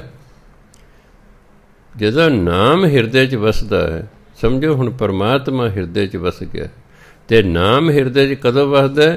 ਜਦੋਂ ਸਾਲਾਂ ਬੱਧੀ ਆਪਾਂ ਨਾਮ ਜਪੀ ਜਾਈਏ, ਜਪੀ ਜਾਈਏ, ਜਪੀ ਜਾਈਏ, ਇੱਕ ਦਿਨ ਪਰਮਾਤਮਾ ਦਾ ਨਾਮ ਹਿਰਦੇ 'ਚ ਵਸ ਜਾਂਦਾ ਹੈ। ਉਹ ਨਾਮ ਹੀ ਫਿਰ ਸਾਨੂੰ ਨਾਮੀ ਭਾ ਪਰਮਾਤਮਾ ਦੇ ਨਾਲ ਮਿਲਾਉਂਦਾ ਹੈ। ਆਓ ਆਪਾਂ ਵੀ ਨਾਮ ਜਪੀਏ। ਸਤਿਨਾਮ ਵਾਹਿਗੁਰੂ, ਸਤਿਨਾਮ ਵਾਹਿਗੁਰੂ, ਸਤਿਨਾਮ ਵਾਹਿਗੁਰੂ, ਸਤਿਨਾਮ ਵਾਹਿਗੁਰੂ, ਸਤਿਨਾਮ ਵਾਹਿਗੁਰੂ, ਸਤਿਨਾਮ ਵਾਹਿਗੁਰੂ, ਸਤਿਨਾਮ ਵਾਹਿਗੁਰੂ, ਸਤਿਨਾਮ ਵਾਹਿਗੁਰੂ। ਇੱਥੋਂ ਤੱਕ 5 ਪਦ ਹੋ ਗਏ ਨੇ, ਹੁਣ 6ਵਾਂ ਪਦ ਹੈ। ਸੁਣ ਅੰਧਾ ਕੈਸੇ ਮਾਰਗ ਪਾਵੈ। ਹੁਣ ਅੰਨਾ ਸੁਣ ਕੇ ਰਾਹ ਨਹੀਂ ਲੱਭ ਸਕਦਾ। ਮੰਨ ਲਓ ਕੋਈ ਅੰਨਾ ਹੈ ਅਤੇ ਮੈਨੂੰ ਪੁੱਛਦਾ ਬਾਬਾ ਜੀ ਇਹ ਸਰਹੰਦ ਨੂੰ ਕਿਹੜੀ ਸੜਕ ਜਾਂਦੀ ਹੈ, ਅਤੇ ਮੈਂ ਕਹਿੰਦਾ ਵੀ ਇੱਧਰੋਂ ਤੁਰ ਲੈ, ਫਿਰ ਐਂ ਹੋ ਜੀ, ਫਿਰ ਅੱਗੇ ਸੱਜੋ ਜੀ, ਫਿਰ ਖੱਬੇ ਹੋ ਜੀ, ਫਿਰ ਅੱਗੇ ਉਹ ਨਹੀਂ ਉਹਨੂੰ ਰਾਹ ਲੱਭ ਸਕਦਾ। ਕਿਉਂਕਿ ਅੰਨਾ ਵਿਚਾਰਾ ਅੰਨਾ ਸੁਣ ਕੇ ਰਾਹ ਨਹੀਂ ਲੱਭ ਸਕਦਾ। ਹਾਂ, ਕਰ ਗਹਿ ਲਿਹੋ ਓੜ ਨਿਭਾਵੈ, ਇਹਨੂੰ ਨਿਭਾਵੈ ਨਹੀਂ ਪੜ੍ਹਨਾ, ਇਹ ਤਾਂ ਫਿਰ 2 ਸ਼ਬਦ ਹੋ ਜਾਣਗੇ। ਬੱਬਾ ਅਤੇ ਹਾਹਾ ਰਲ ਕੇ ਪੰਜਾਬੀ 'ਚ ਭੱਬਾ ਬਣ ਜਾਂਦਾ। ਨਿਭਾਵੈ। ਇਹਨੂੰ ਨਿਭਾਵੈ ਨਹੀਂ ਪੜ੍ਹਨਾ। ਜਿਵੇਂ ਕਈ ਕਹਿੰਦੇ ਗਦਹਾ, ਲਿਖਿਆ ਤਾਂ ਗੱਗਾ ਦੱਦਾ ਹਾਹੇ ਨੂੰ ਕੰਨਾ, ਆਪਾਂ ਉਹਨੂੰ ਗਦਹਾ ਪੜ੍ਹਦੇ ਹਾਂ। ਗਦਹਾ ਨਹੀਂ ਹੁੰਦਾ, ਗਧਾ ਹੁੰਦਾ। ਕੀ ਹੁੰਦਾ? ਗਧਾ। ਇਸੇ ਤਰ੍ਹਾਂ ਹੀ ਇਹ ਨਿਭਾਵੈ ਨਹੀਂ, ਇਹ ਨਿਭਾਵੈ। ਅਲਗ ਫਲਾਣੇ ਜੀ ਉਹਦੇ ਨਾਲ ਨਿਭ ਗਈ। ਕਰ ਹੁੰਦਾ ਹੱਥ, ਗੈ ਹੁੰਦਾ ਪਕੜਨਾ। ਜੇ ਕੋਈ ਉਸ ਅੰਨੇ ਦਾ ਹੱਥ ਫੜ ਲਏ ਅਤੇ ਉਹਨੂੰ ਨਾਲ ਲੈ ਕੇ ਤੁਰ ਪਏ ਤਾਂ ਫਿਰ ਓੜ ਜਿੱਥੇ ਉਹਨੇ ਪਹੁੰਚਣਾ ਨਾ ਉੱਥੋਂ ਤੱਕ ਉਹ ਪਹੁੰਚ ਜਾਂਦਾ ਹੈ। ਅੰਨਾ ਆਪਣੇ ਆਪ ਆਪਣੀ ਮੰਜ਼ਿਲ 'ਤੇ ਨਹੀਂ ਪਹੁੰਚ ਸਕਦਾ, ਉਹਦਾ ਹੱਥ ਫੜ ਕੇ ਉਹਨੂੰ ਲਿਜਾਣਾ ਪੈਂਦਾ ਹੈ, ਤਾਂ ਉਹ ਮੰਜ਼ਿਲ 'ਤੇ ਪਹੁੰਚ ਸਕਦਾ, ਤਾਂ ਉਹ ਸਿੱਧੇ ਰਾਹ 'ਤੇ ਪੈ ਸਕਦਾ ਹੈ। ਇਸੇ ਤਰ੍ਹਾਂ ਜਿਹੜੇ ਅਗਿਆਨੀ ਲੋਕ ਨੇ, ਜਿਹੜੇ ਮਾੜੇ ਕੰਮਾਂ ਵਾਲੇ ਪਾਸੇ ਲੱਗ ਪਏ ਨੇ, ਫਿਰ ਅਸੀਂ ਉਹਨਾਂ ਦੀ ਸਹਾਇਤਾ ਕਰਦੇ ਹਾਂ, ਉਹਨਾਂ ਨੂੰ ਪ੍ਰੇਰ ਕੇ ਸਤ ਸੰਗਤ 'ਚ ਲਿਆਉਂਦੇ ਹਾਂ। ਫਿਰ ਉਹਨਾਂ ਨੂੰ ਜੀਵਨ ਦਾ ਸਹੀ ਰਾਹ ਲੱਭਦਾ ਵੀ ਉਹ ਮੈਂ ਤਾਂ ਇੰਨਾ ਸਮਾਂ ਗਲਤ ਰਾਹ 'ਤੇ ਤੁਰਿਆ ਗਿਆ, ਸਹੀ ਰਾਹ 'ਤੇ ਆ ਹੈ।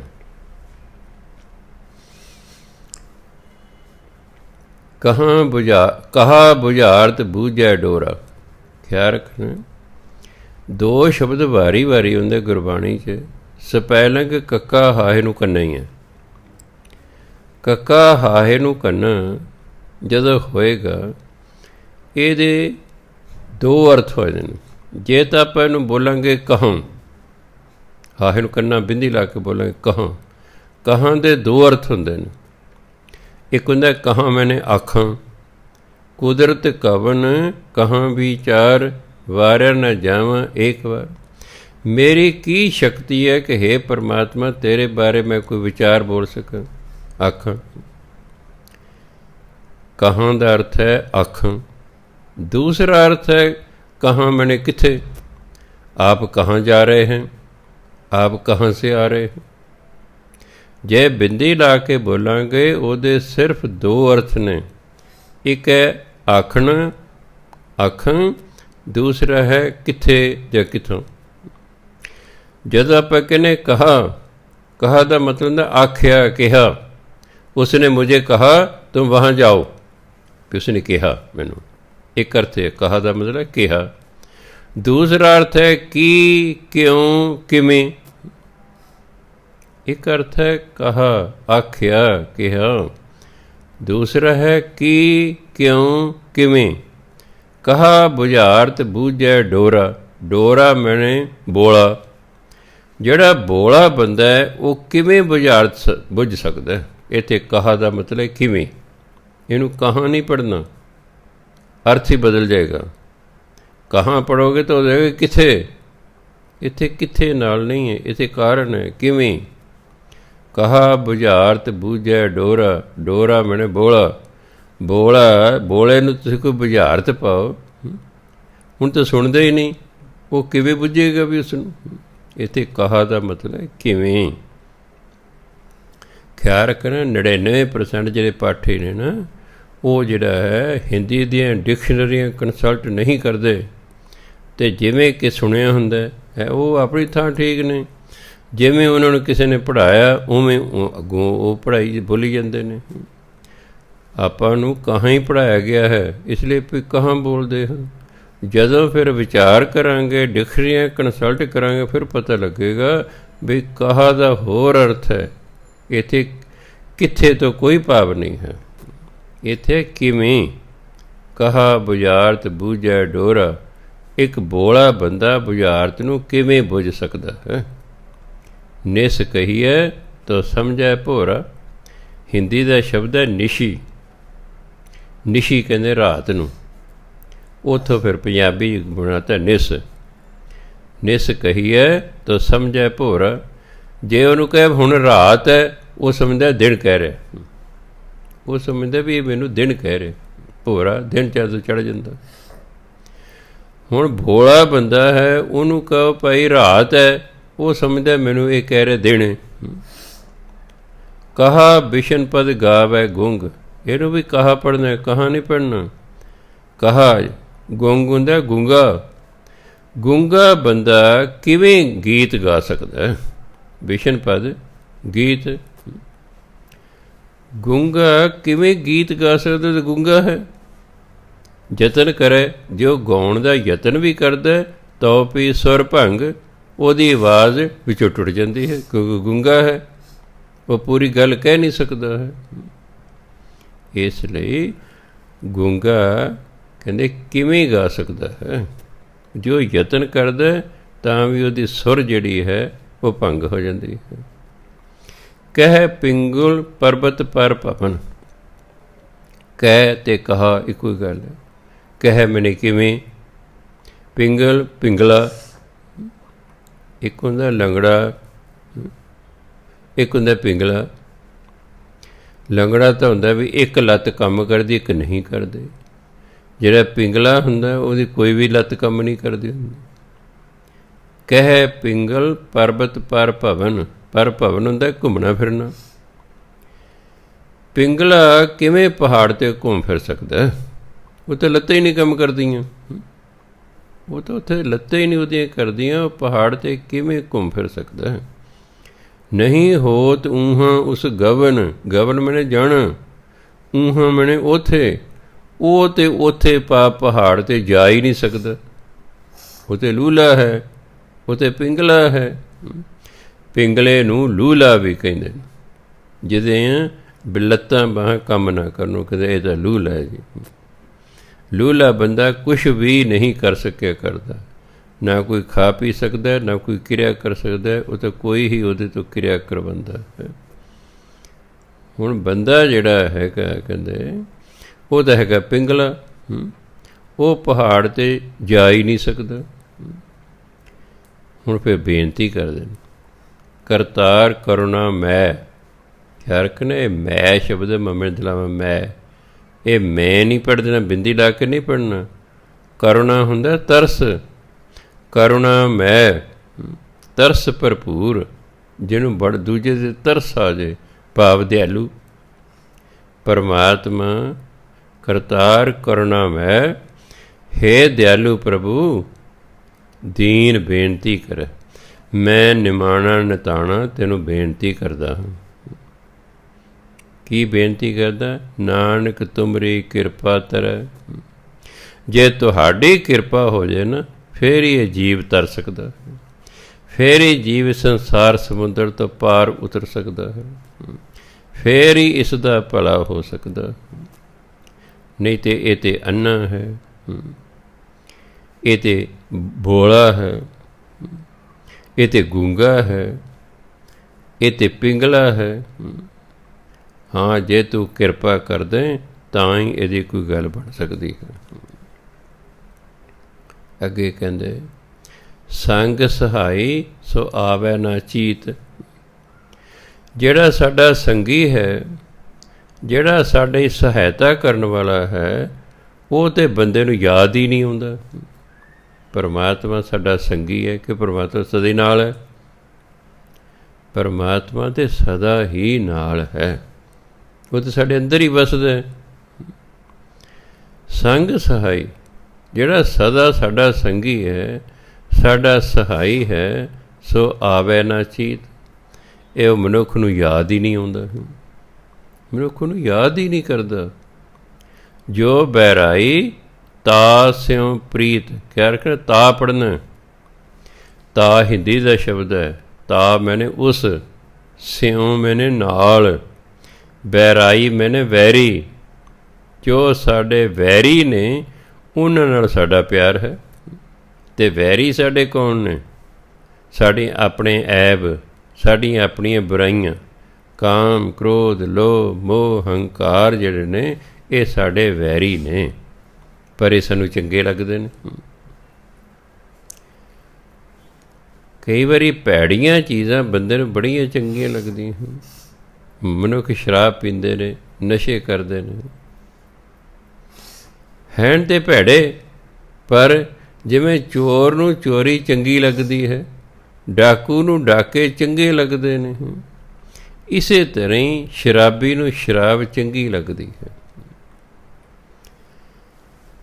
ਕਈਆਂ ਨੂੰ ਮੈਂ ਪੁੱਛਦਾ ਹੁੰਦਾ ਵੀ ਤੁਸੀਂ ਪਹਿਲਾਂ ਸ਼ਰਾਬ ਪੀਂਦੇ ਸੀ, ਹੁਣ ਤੁਸੀਂ ਕਿਉਂ ਛੱਡਤੀ ਬਈ? ਹੁਣ ਕੁਛ ਕਹਿੰ ਜੀ ਹੁਣ ਅਸੀਂ ਸਤ ਸੰਗਤ ਕਰਦੇ ਹਾਂ, ਆਹ ਤੁਹਾਡੇ ਤੋਂ ਵਾਰੀ ਵਾਰੀ ਬਾਣੀ ਦੇ ਅਰਥ ਸੁਣ ਕੇ ਸਾਨੂੰ ਗਿਆਨ ਹੋ ਗਿਆ ਕਿ ਸ਼ਰਾਬ ਨਹੀਂ ਪੀਣੀ ਚਾਹੀਦੀ।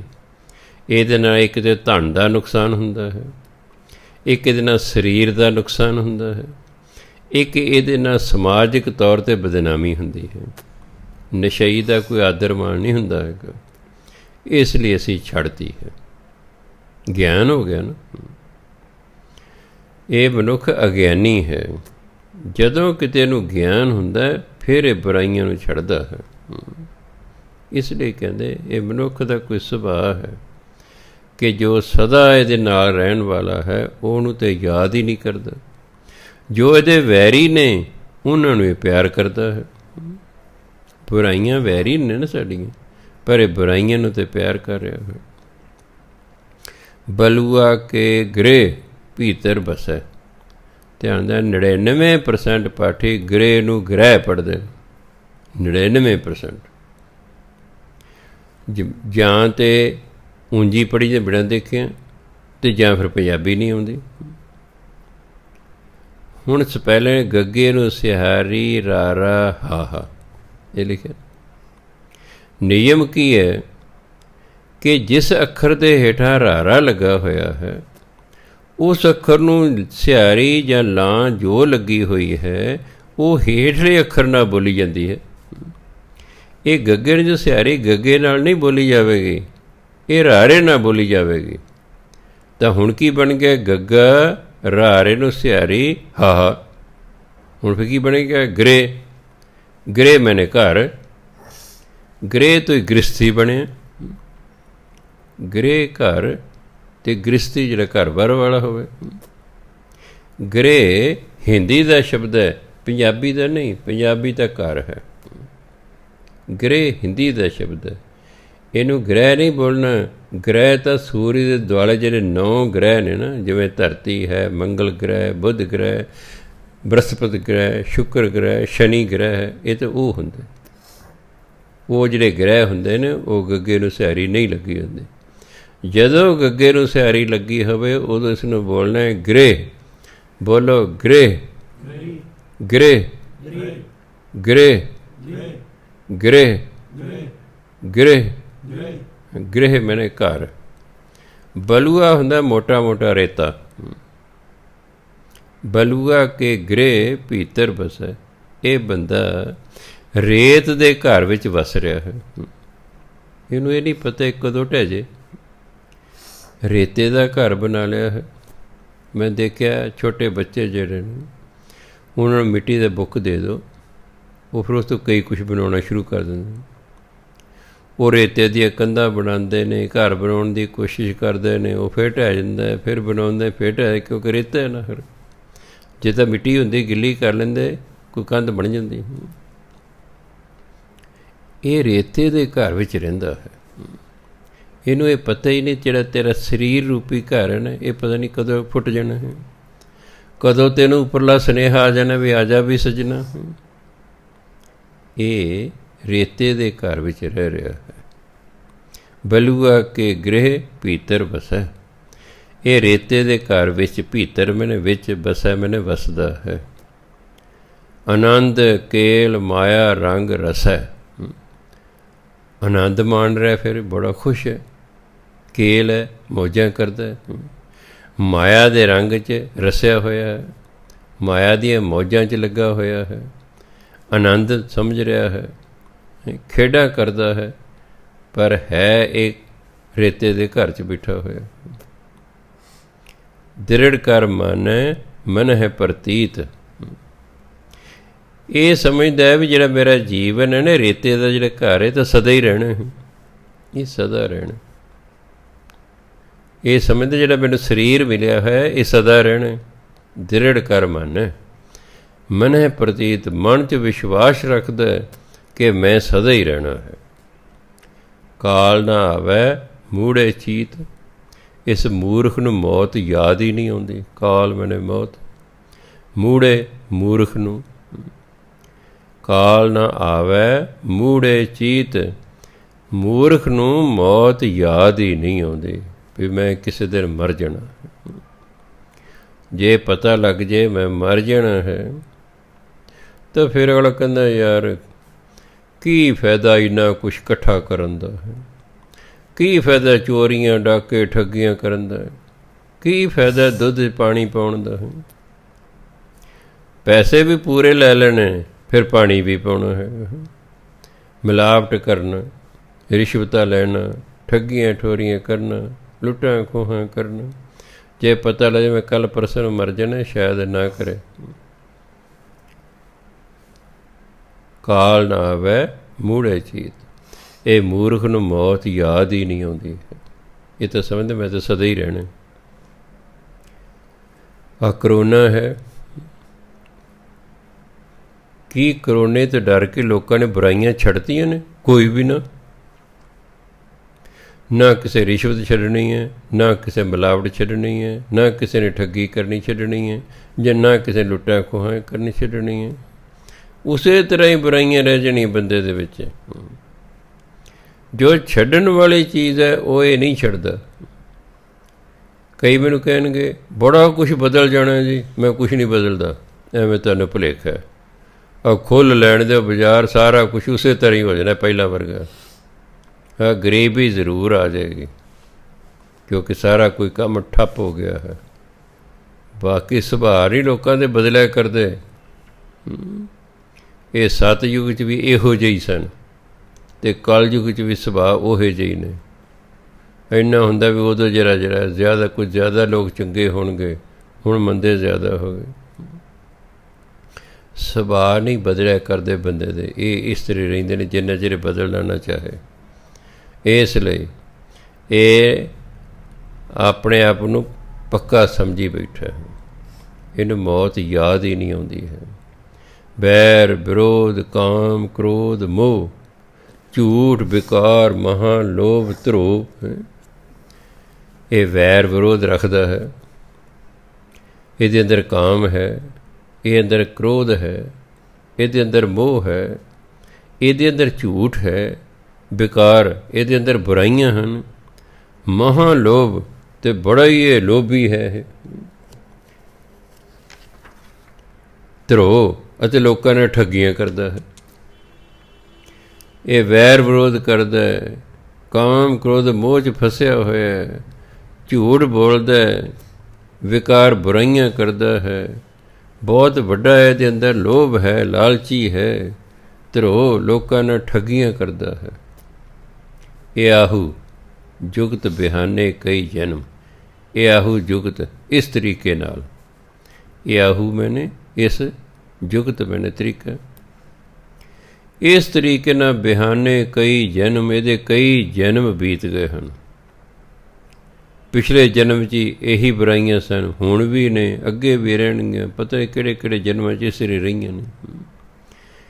ਇਸ ਤਰੀਕੇ ਨਾਲ ਇਹਦੇ ਕਈ ਜਨਮ ਬੀਤ ਗਏ ਹਨ, ਬਿਹਾਨੇ ਬੀਤ ਗਏ ਹਨ, ਲੰਘ ਗਏ ਹਨ। ਨਾਨਕ ਰਾਖ ਲਿਹੋ ਆਪਣ ਕਰ ਕਰਮ। ਕਰਮ ਹੁੰਦਾ ਮਿਹਰ। ਹੇ ਪਰਮਾਤਮਾ, ਤੂੰ ਆਪਣੀ ਮਿਹਰ ਕਰ, ਇਸ ਮਨੁੱਖ ਨੂੰ ਇਹਨਾਂ ਬੁਰਾਈਆਂ ਤੋਂ ਬਚਾ ਲੈ, ਤੂੰ ਹੀ ਮਿਹਰ ਕਰ। ਇਹ ਨਹੀਂ ਛੱਡਣ ਵਾਲਾ ਛੇਤੀ ਛੇਤੀ, ਤੂੰ ਕਿਰਪਾ ਕਰੇਂਗਾ, ਤੂੰ ਅੰਦਰ ਹੀ ਬੈਠੇ, ਤੂੰ ਇਹਨਾਂ ਦੀ ਘੁੰਡੀ ਮਰੋੜ ਦੇ ਤਾਂ ਜੋ ਇਹਨਾਂ ਦਾ ਸੁਭਾਅ ਦੂਜੀ ਤਰ੍ਹਾਂ ਦਾ ਹੋ ਜਾਏ। ਜਦੋਂ ਪਰਮਾਤਮਾ ਘੁੰਡੀ ਅੰਦਰੋਂ ਮਰੋੜਦਾ ਨਾ, ਇਹ ਫਿਰ ਠੇਕੇ ਛੱਡ ਕੇ ਗੁਰਦੁਆਰੇ ਨੂੰ ਆ ਜਾਂਦਾ ਹੈ। ਇਸ ਲਈ ਪਰਮਾਤਮਾ ਹੀ ਕਰਮ ਕਰੇ, ਬਖਸ਼ਿਸ਼ ਕਰੇ, ਪਰਮਾਤਮਾ ਕਿਰਪਾ ਕਰੇ। ਨਾਨਕ ਰਾਖ ਲਿਹੋ ਆਪਣ ਕਰ ਕਰਮ। ਹੇ ਪਰਮਾਤਮਾ, ਆਪਣੀ ਬਖਸ਼ਿਸ਼ ਕਰੋ, ਆਪਣੀ ਮਿਹਰ ਕਰੋ ਅਤੇ ਇਸ ਇਨਸਾਨ ਦੀ ਰੱਖਿਆ ਕਰੋ, ਇਹਨੂੰ ਬੁਰਾਈਆਂ ਤੋਂ ਬਚਾ ਲਵੋ। ਅਖੀਰਲੇ ਬੰਦ 'ਚ ਕਹਿੰਦੇ, ਤੂੰ ਠਾਕੁਰ ਤੁਮ ਪਹਿ ਅਰਦਾਸ। ਠਾਕੁਰ ਕੱਕੇ ਦਾ ਔਂਕੜ ਬੋਲਣਾ, ਠਾਕਰ ਨਹੀਂ ਕਹਿਣਾ, ਠਾਕੁਰ ਕਹਿਣਾ। ਠਾਕੁਰ ਹਿੰਦੀ ਦਾ ਸ਼ਬਦ ਹੈ, ਮਾਲਕ।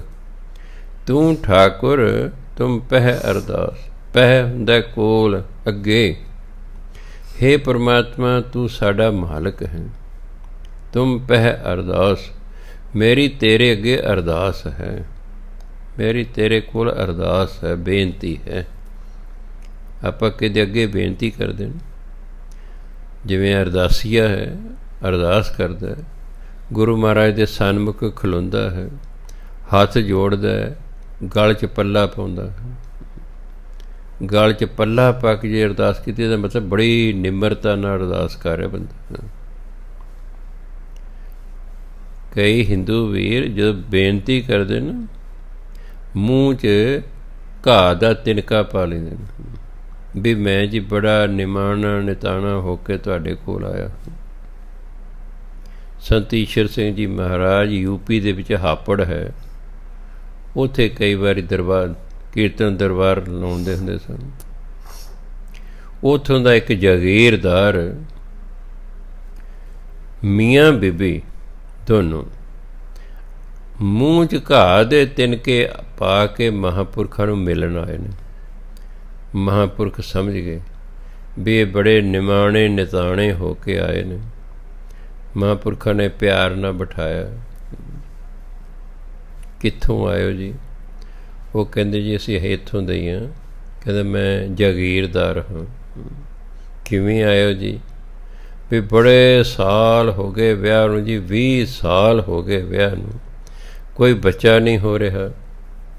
जे पुत्तर हो जाए तो फिर जिहड़ी मेरी जायदाद है मगरों सांभ लवेगा, भी सानू पुत्तर दी दात बख्शो। महापुरखां ने उन्हां नूं कहा, मूल मंत्र उन्होंने बोलता, मूल मंत्र उन्होंने याद कराता। कहते तुसी गुरु नानक देव की फोटो घर च रख लो। कह जी साडा कमरा पूजा का बनया होया। कहते बहुत अच्छी गल है भाई, उत्थे रख लो। मियाँ बीबी दोनों बैठ के एक एक घंटा गुरु नानक की तस्वीर वाल वेखी जाने, गुरु नानक बेनती की जाने, एक एक घंटा मूल मंत्र का जाप करया करो। फिर गुरु नानक देव नूं बेनती करो सानू पुत्तर दी दात बख्शो। कोई नहीं अगले साल तुहाडे घर पुत्तर हो जाएगा। तो अगले साल उन्हां दे घर पुत्तर हो गया। क्यों? उन्हें बड़ी निम्रता दे नाल अरदास की, बेनती की। तू ठाकुर तुम पह अरदास, हे परमात्मा तू मालिक है, साड़ी तेरे अगे अरदास है। जियो पिंड सब तेरी रास, जियो मैंने जिंद, पिंड मैंने शरीर, रास मैंने पूंजी धन दौलत चढ़न। हे परमात्मा मेरी जिंद मेरा शरीर ये सारा कुछ तेरी रास है, तेरी पूंजी है, ये तेरा ही दिता होया है। तुम मात पिता हम बारिक तेरे। बारिक बच्चे नूं कहंदे ने, जिन्हों आपां कहने बालक। लल्ले की थां ते कई बारी रारा वरत्या हुंदा गुरबाणी जी। बारिक बच्चे। तुम मात पिता, हे परमात्मा तुसी साडे माता हो, तुसी साडे पिता हो। पंचम पातशाह होर थां दे, तू मेरा माता, तू मेरा पिता, तू मेरा बंधप, तू मेरा भराता, तू मेरा राखा, सबनी थाई तां पौ केहा काड़ा जी। परमात्मा ही साडी माँ है, परमात्मा ही साडा पिता है। तुम मात पिता, तुसी साडी माता हो, तुसी साडे पिता हो, हम बारिक तेरे, अस तां तुहाडे बच्चे हाँ। तुमरी कृपा हमें सूख कनेरे। गुरबाणी च दो स्पैलिंग ने, एक है कृपा, कक्के दे पैर च रारा। जदों कक्के दे पैर च रारा पाया होवे फिर इसनूं किरपा नहीं बोलना, फिर इहनूं थोड़ा तेज़ी नाल बोलना है कृपा। ये हिंदी का शब्द है। जदों कक्के नूं सिहारी पूरा रारा ते पप्पा नूं करना होवे उदों दी किरपा, वो है पंजाबी का शब्द, उहनूं बोलना है किरपा। ये कक्के दे पैर च रारा है, इसनूं ये हिंदी दा, इसलिए बोलना है कृपा। अर्थ दोनों का इको ही है, कृपा ते किरपा का अर्थ इको ही है। तुमरी कृपा में सूख कनेरे। जो तेरी कृपा हो जाती है ना फिर बड़े ही सुख मिलते। कनेरे मैंने बहुत ਬੜੇ ਸੁੱਖਾਂ ਦੀ ਪ੍ਰਾਪਤੀ ਹੋ ਜਾਂਦੀ ਜੋ ਤੇਰੀ ਕਿਰਪਾ ਹੋ ਜਾਂਦੀ ਹੈ। ਕੋਈ ਨਾ ਜਾਣੇ ਤੁਮਰਾ ਅੰਤ, ਹੇ ਪਰਮਾਤਮਾ ਤੇਰਾ ਅੰਤ ਤੇ ਕੋਈ ਜਾਣਦਾ ਹੀ ਨਹੀਂ। ਇਸ ਲਈ ਪਰਮਾਤਮਾ ਕਹਿੰਦੇ ਬੇਅੰਤ। ਬੇ ਜਿਹੜਾ ਸ਼ਬਦ ਹੈ ਇਹ ਹੈ ਫਾਰਸੀ ਦਾ। ਬੇ ਮੈਨੇ ਬਿਨਾ, ਅੰਤ ਅੰਤ ਤੋਂ ਬਿਨਾ, ਜਿਹਦਾ ਕੋਈ ਅੰਤ ਨਾ ਹੋਵੇ। ਫਾਰਸੀ 'ਚ ਉਹਨੂੰ ਕਹਿੰਦੇ ਨੇ ਬੇਅੰਤ। ਜਿਵੇਂ ਉਹ ਤੂੰ ਬੇਵਕੂਫ ਹੈ। ਅਸਲ ਸ਼ਬਦ ਕੀ ਹੈ? ਬੇਵਕੂਫ। ਬੱਬੇ ਲਾ ਬੇ, ਵਾਹ ਕੱਕੇ ਨੂੰ ਦਲੈਂਕੜ ਫਫਾ, ਵਕੂਫ। ਵਕੂਫ ਹੁੰਦੀ ਹੈ ਅਕਲ। ਬੇਵਕੂਫ ਬਿਨਾਂ ਅਕਲ ਦੇ, ਜਿਹਨੂੰ ਆਪਾਂ ਤੇਜ਼ੀ ਨਾਲ ਕਹਿੰਦੇ ਬੇਵਕੂਫ। ਯਾਦ ਰੱਖਣਾ ਬੱਬੇ ਨੂੰ ਲਾਂ ਵਾਹ ਬੋਲਣਾ ਬੇਵਕੂਫ। ਬੇਵਕੂਫ ਦੋਨੋਂ ਫਫੇ ਨਹੀਂ ਬੋਲਦੇ ਨੇ। ਕਈ ਵਾਰੀ ਜਦੋਂ ਆਪਾਂ ਕਾਹਲੀ ਨਾਲ ਬੋਲਦੇ ਹਾਂ ਇਹ ਤਾਂ ਬੇਵਕੂਫ ਹੈ, ਅਸੀਂ ਦੋਨੋਂ ਫਫੇ ਬੋਲਦੇ ਨੇ। ਨਹੀਂ, ਪਹਿਲਾਂ ਵਾਹ ਬੋਲਣਾ ਬੇਵਕੂਫ। ਜਦੋਂ ਬੇਵਕੂਫ ਨੂੰ ਆਡੜ ਕੀਤਾ ਜਾਂਦਾ ਤਾਂ ਬਣਦਾ ਬੇਵਕੂਫ। ਬੇ ਮੈਨੇ ਬਿਨਾਂ, ਇਹ ਵੀ ਫਾਰਸੀ ਸ਼ਬਦ ਹੈ। ਵਕੂਫ ਹੁੰਦੀ ਅਕਲ। ਇਹ ਜੀ ਬੇਅਕਲ ਆਪਾਂ ਕਹਿੰਦੇ। ਆਪਾਂ ਕੀ ਕਹਿੰਦੇ? ਬੇਅਕਲ। ਉਹਨੂੰ ਫਾਰਸੀ ਕਹਿੰਦੇ ਬੇਵਕੂਫ। ਇਸੇ ਤਰ੍ਹਾਂ ਬੇਅੰਤ, ਜਿਹਦਾ ਕੋਈ ਅੰਤ ਹੀ ਨਹੀਂ ਹੈ, ਜਿਹੜਾ ਅੰਤ ਤੋਂ ਬਿਨਾਂ ਹੈ, ਉਹਨੂੰ ਕਹਿੰਦੇ ਬੇਅੰਤ। ਕੋਈ ਨਾ ਜਾਣੇ ਤੁਮਰਾ ਅੰਤ, ਹੇ ਪਰਮਾਤਮਾ ਤੁਹਾਡਾ ਅੰਤ ਕੋਈ ਜਾਣਦਾ ਹੀ ਨਹੀਂ ਹੈ, ਕਿਉਂਕਿ ਹੈ ਹੀ ਬੇਅੰਤ। ਜੇ ਅੰਤ ਜਾਣ ਲੈਂਦੇ ਫਿਰ ਤਾਂ ਅਸੀਂ ਉਸ ਤੋਂ ਵੱਡੇ ਹੋ ਜਾਂਦੇ। ਫਿਰ ਤਾਂ ਅਸੀਂ ਉਸ ਤੋਂ ਵੱਡੇ ਹੋ ਜਾਂਦੇ। ਜਿਵੇਂ ਗੁਰੂ ਨਾਨਕ ਦੇਵ ਜੀ ਮਹਾਰਾਜ ਜਦੋਂ ਬਗਦਾਦ 'ਚ ਗਏ ਤਾਂ ਪੀਰ ਦਸਤਗੀਰ ਉਹਨਾਂ ਦੇ ਵਿਚਾਰਾਂ ਤੋਂ ਬੜਾ ਪ੍ਰਭਾਵਿਤ ਹੋਇਆ। ਉਹਨਾਂ ਨੂੰ ਆਪਣੇ ਘਰ ਲੈ ਗਿਆ, ਵਿਚਾਰ ਵਟਾਂਦਰਾ ਕਰਦਾ ਹੈ। ਕਹਿੰਦੇ ਜੀ ਅੱਲਾ ਤੋਂ, ਕਹਿੰਦੇ ਅੱਲਾ ਤੋਂ ਪਹਿਲਾਂ ਕੀ ਸੀ? ਪੀਰ ਦਸਤਗੀਰ ਗੁਰੂ ਨਾਨਕ ਦੇਵ ਨੂੰ ਪੁੱਛਦਾ ਵੀ ਮਹਾਰਾਜ ਜੀ ਅੱਲਾ ਜਿਹਨੂੰ ਆਪਾਂ ਪਰਮਾਤਮਾ ਕਹਿੰਦੇ, ਮੁਸਲਮਾਨ ਅਰਬੀ ਭਾਸ਼ਾ ਜਿਹਨੂੰ ਕੀ ਕਹਿੰਦੇ ਨੇ? ਅੱਲਾਹ।